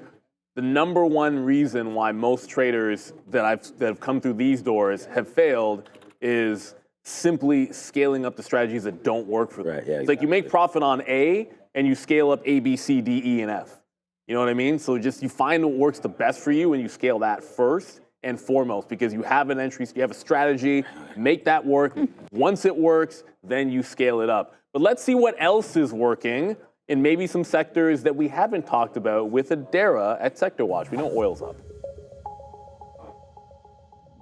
There's really only two sectors that are a little bit green here. Energy minerals would be one of them. There's a lot of strength in the sector. Health services, surprisingly enough, would be the other one. We know this sector's been trying to bounce from their pretty rough fall in December 2024 with the shooting of Brian Thompson, the CEO of United Healthcare, bringing a lot of negative sentiment into the space. That being said, transportation is not a bad look either. Pretty mixed here. Delta bringing up some of these names, but FedEx and UPS a little bit weaker as well. Keep an eye on these shipping names too, because we do have that dock worker strike potentially being in talks again. Apparently they're set to go have another talk here on January 15th. So ZIM here, ZIM shipping services pretty weak there as well. Keep an eye on shipping names.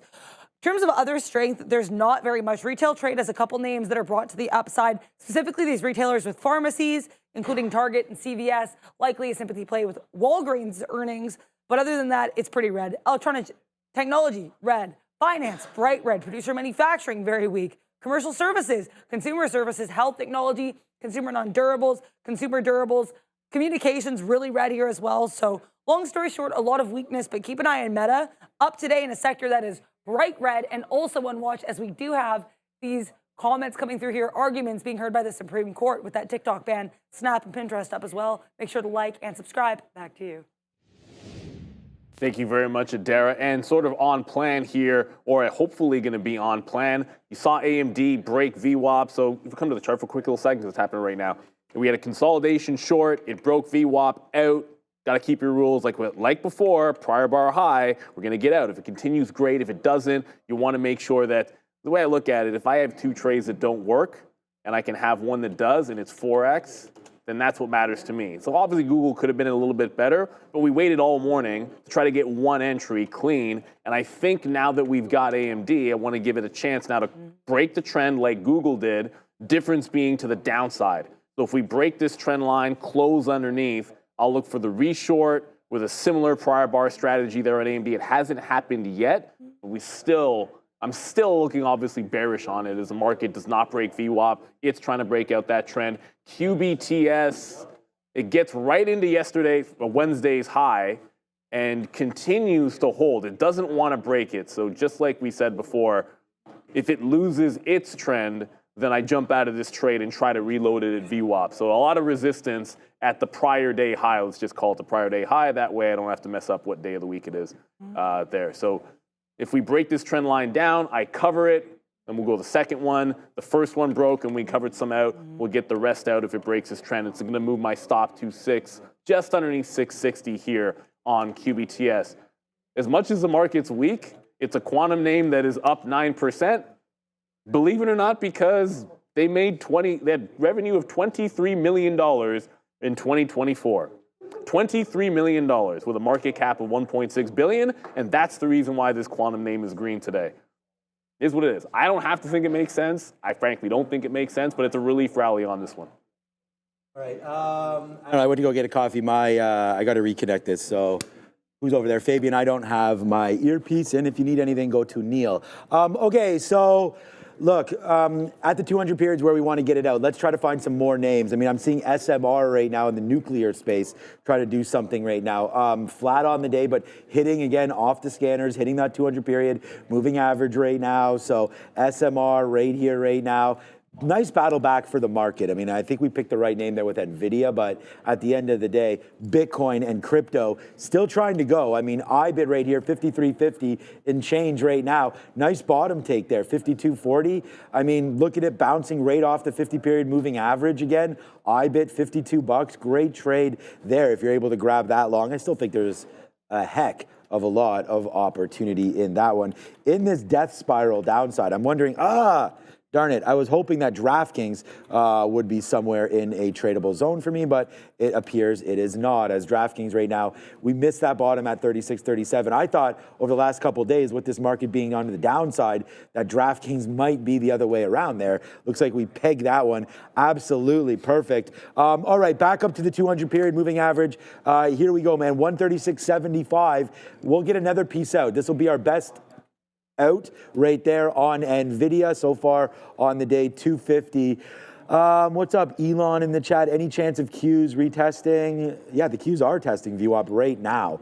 So if you're looking at that play, yeah, I think that that's a good one there. What's up, Elon? And going higher. Look,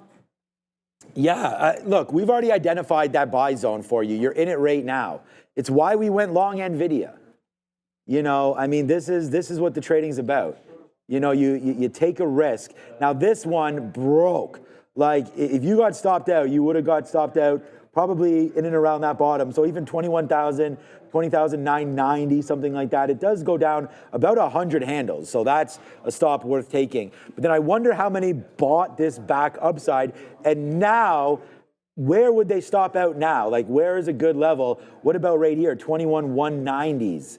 So I would say, can it break through VWAP and get a little bit higher? Yes, I would say it can. But are we in for that right now? That part, I'm not sure. The market, as I say all the time, is just going to trade. It's sort of ebbs and flows. Like, look what NVIDIA just did. Obviously, it didn't go to 140, but you are starting to get going here on NVDA. If the big dog is going to lead the market, then we're here barking, baby, because there goes NVIDIA. It's a nice move back there to the upside. Now, Neil, not $1, not $2.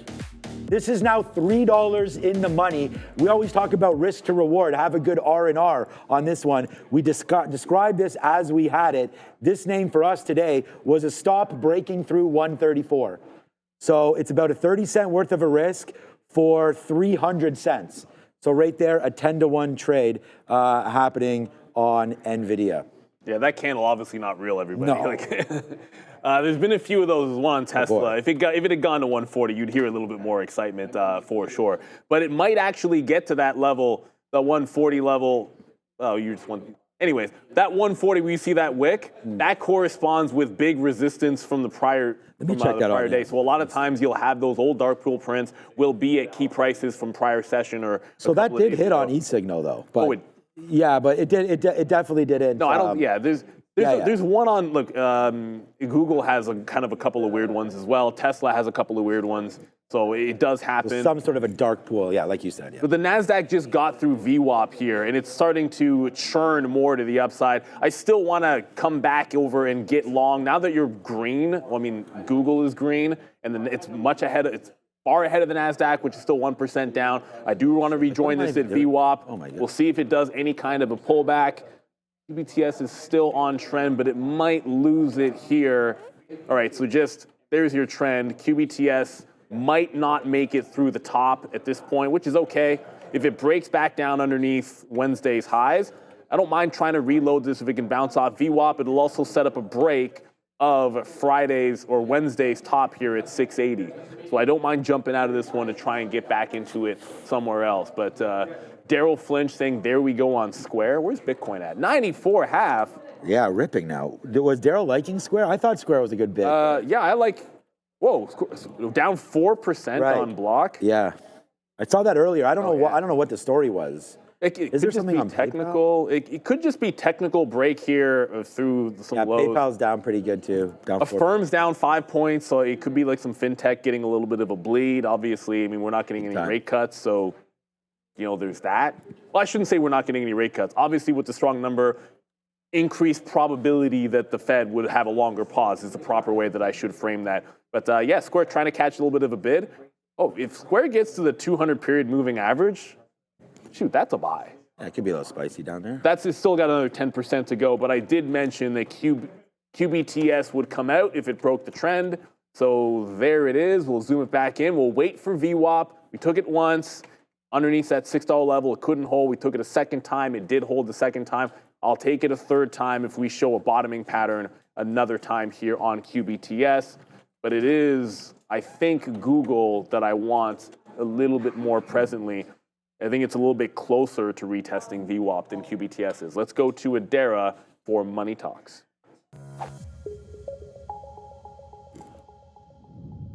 We're going to take a look here at the US dollar for a moment. We had this nice push into 110, then pulling back. This was motivated here as the market pushed down, the dollar pushed up with that much stronger than expected non-farm payrolls number for December. 256,000 jobs versus 164,000 expected. However, the number that moved the market down even further that I think is really worth noting are these one-year inflation expectations. Prior print, 2.8%. Expectation, 2.8%.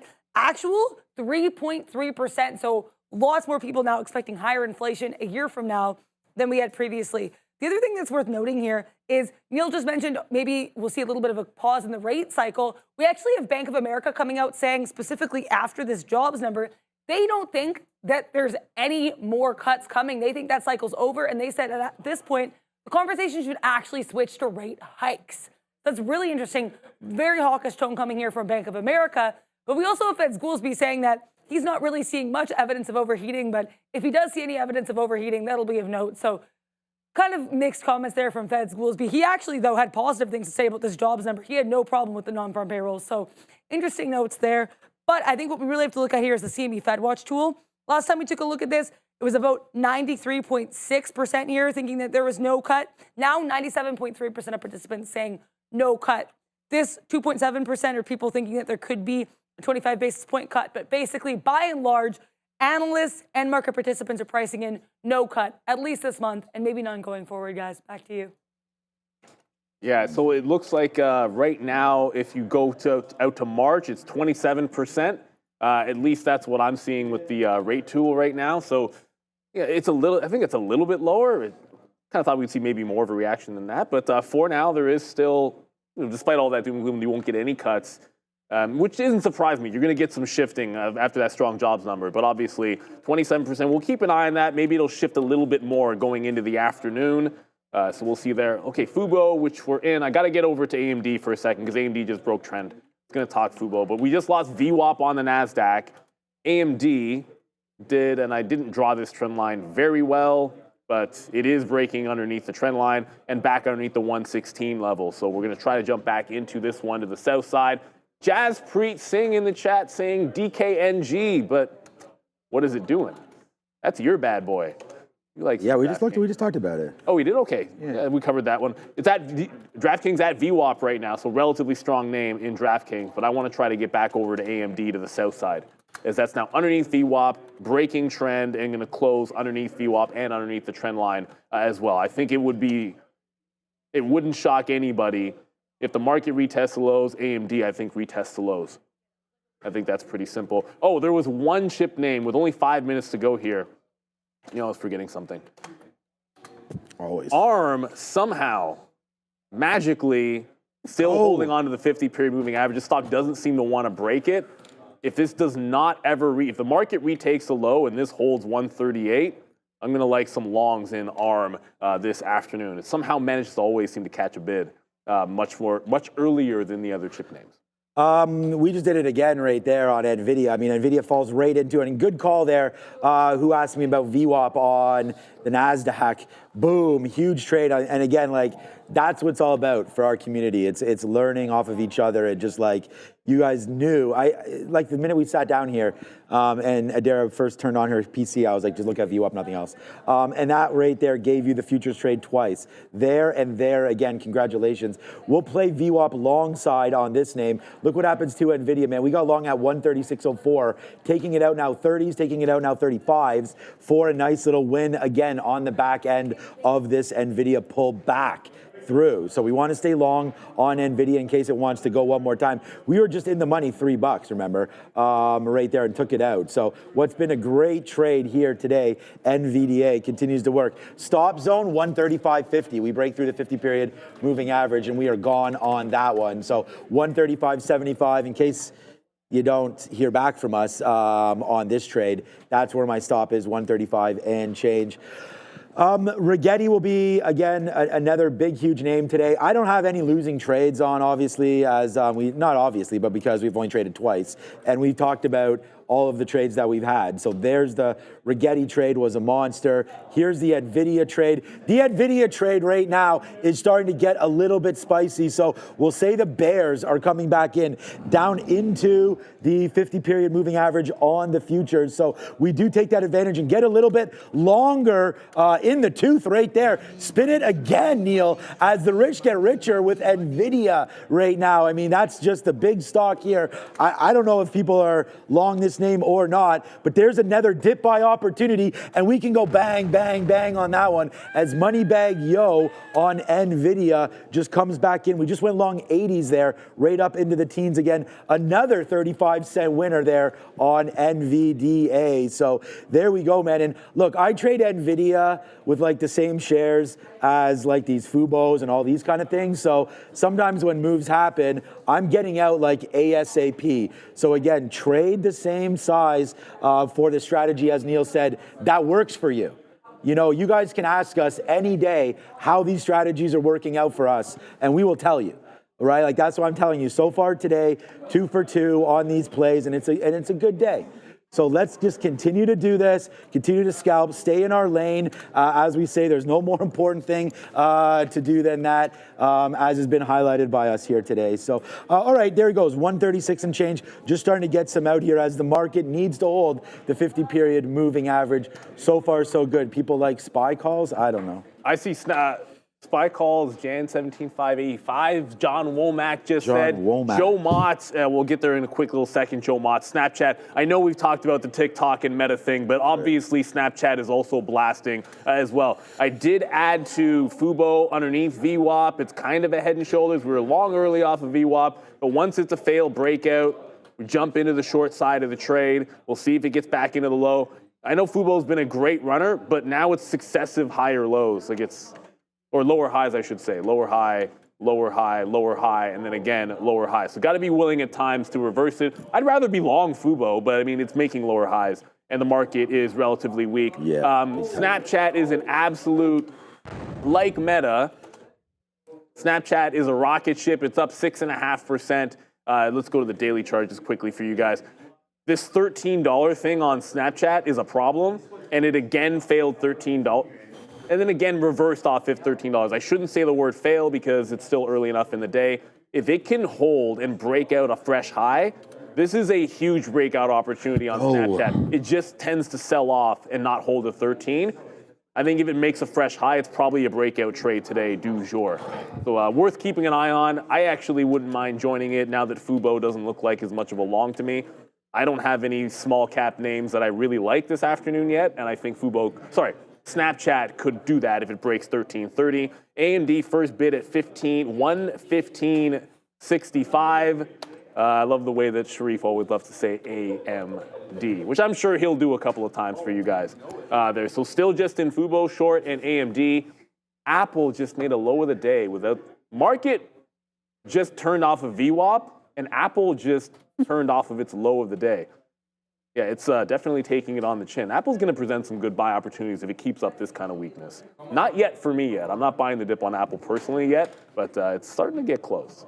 Yeah, I wouldn't. Yeah, I'm waiting as well to pick up some more shares, hopefully a little bit lower. The only name that I think is getting close to a buy zone, I mean, I think, like we had said before a couple times about NVIDIA into this 130 area, I think that would be something, again, just to nibble on in case you get, you know, another good story and then NVIDIA just rips up. I mean, we were just at 130, then it went to 150, it made the high, its all-time highs in like 6 days right there again. So, all right, so NVIDIA's about to break lower, which is perfectly fine by us. Our stop is right here, right now. We said that this is where we're gonna stop out as the market. Great trade there off VWAP. We're back at 2 o'clock. So far so good here today good trades. I only traded 2 names. We'll go 2 for 2 there today. Cubis just. QBTS, yeah, some names are starting to flush right now. Oh, wow. Including Rigetti off of that 1080 $11 mark. So that was a name that's coming back in as well. I still want to pick up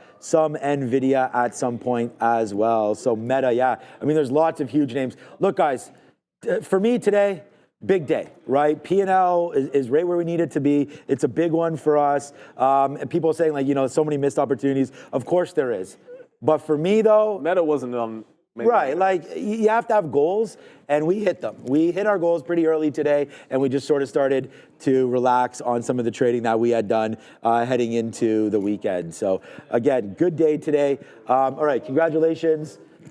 I guess congratulations to the Buffalo Bills. Early congratulations. Well, let's not. Actually, well, no. I'm not. Yeah. I am counting my chickens before they're hatched. Yeah, I mean, I think I it might am be counting okay. my chickens. No, the Buffalo Bills Might are be going to okay. run ramshot on Sunday, so I feel pretty good about it. But Yeah. before we get to that, I am a Big Ten. I'm a Big Ten fan, so I'm going to say go Ohio State. Okay. So that's the one that comes here tonight. Buckeyes. Hopefully we can agree on that, Sharif, because that's where Zeke went to school. So you have to like. I'm sure you're going to like the Buckeyes tonight, as it should be a good game between them and Texas. Nothing against Texas. Ezekiel Elliott. I just like the Big Ten. We'll be back at But he 2 signed with o'clock. a better team. He signed with the Chargers. Yeah, but Zeke is not going to get much run. Not gonna get any run at all, but He's just emergency. maybe he can support. feel like what a win feels like. Maybe Well- the Chargers will win that game. I think that might be closer than people are, because It's only a 3-point spread. Chargers, Houston. Yeah, I mean, I think Houston's Houston's pretty fraudulent. well, I mean, they got a good QB. And they got a good coach. No, they don't have Tank Dell. They don't have. That's the Stefon problem. Diggs. They don't have their the running receivers. game is not. They don't have John Harbaugh there. Yeah. Okay, I know we're supposed to go over. Let's see if We don't have to go over. That's We can- what's up They with probably would Sharif. rather go to a higher quality show. So, So there we go. So, Those comments. yeah, man. I mean, I'm trying to be. Hey, here's the quad box. There it again, is. A man named I like the Brady quad brought box. this joke up yesterday as well. So, like all right, we should do more of this. We actually talked about. We're probably going to. Hey, man. We're going to change more of the format of the show that is coming. So hopefully we'll be able to figure that out and do more of this. But yeah, great day trading so far today. Let's throw it back over to the midday guys. It's get 'em, boys. 11:03. Appreciate you, Katina, man. I got you. Ciao. Give me the fill. Now, what is up, beautiful people? Welcome to How to Trade Formerly Known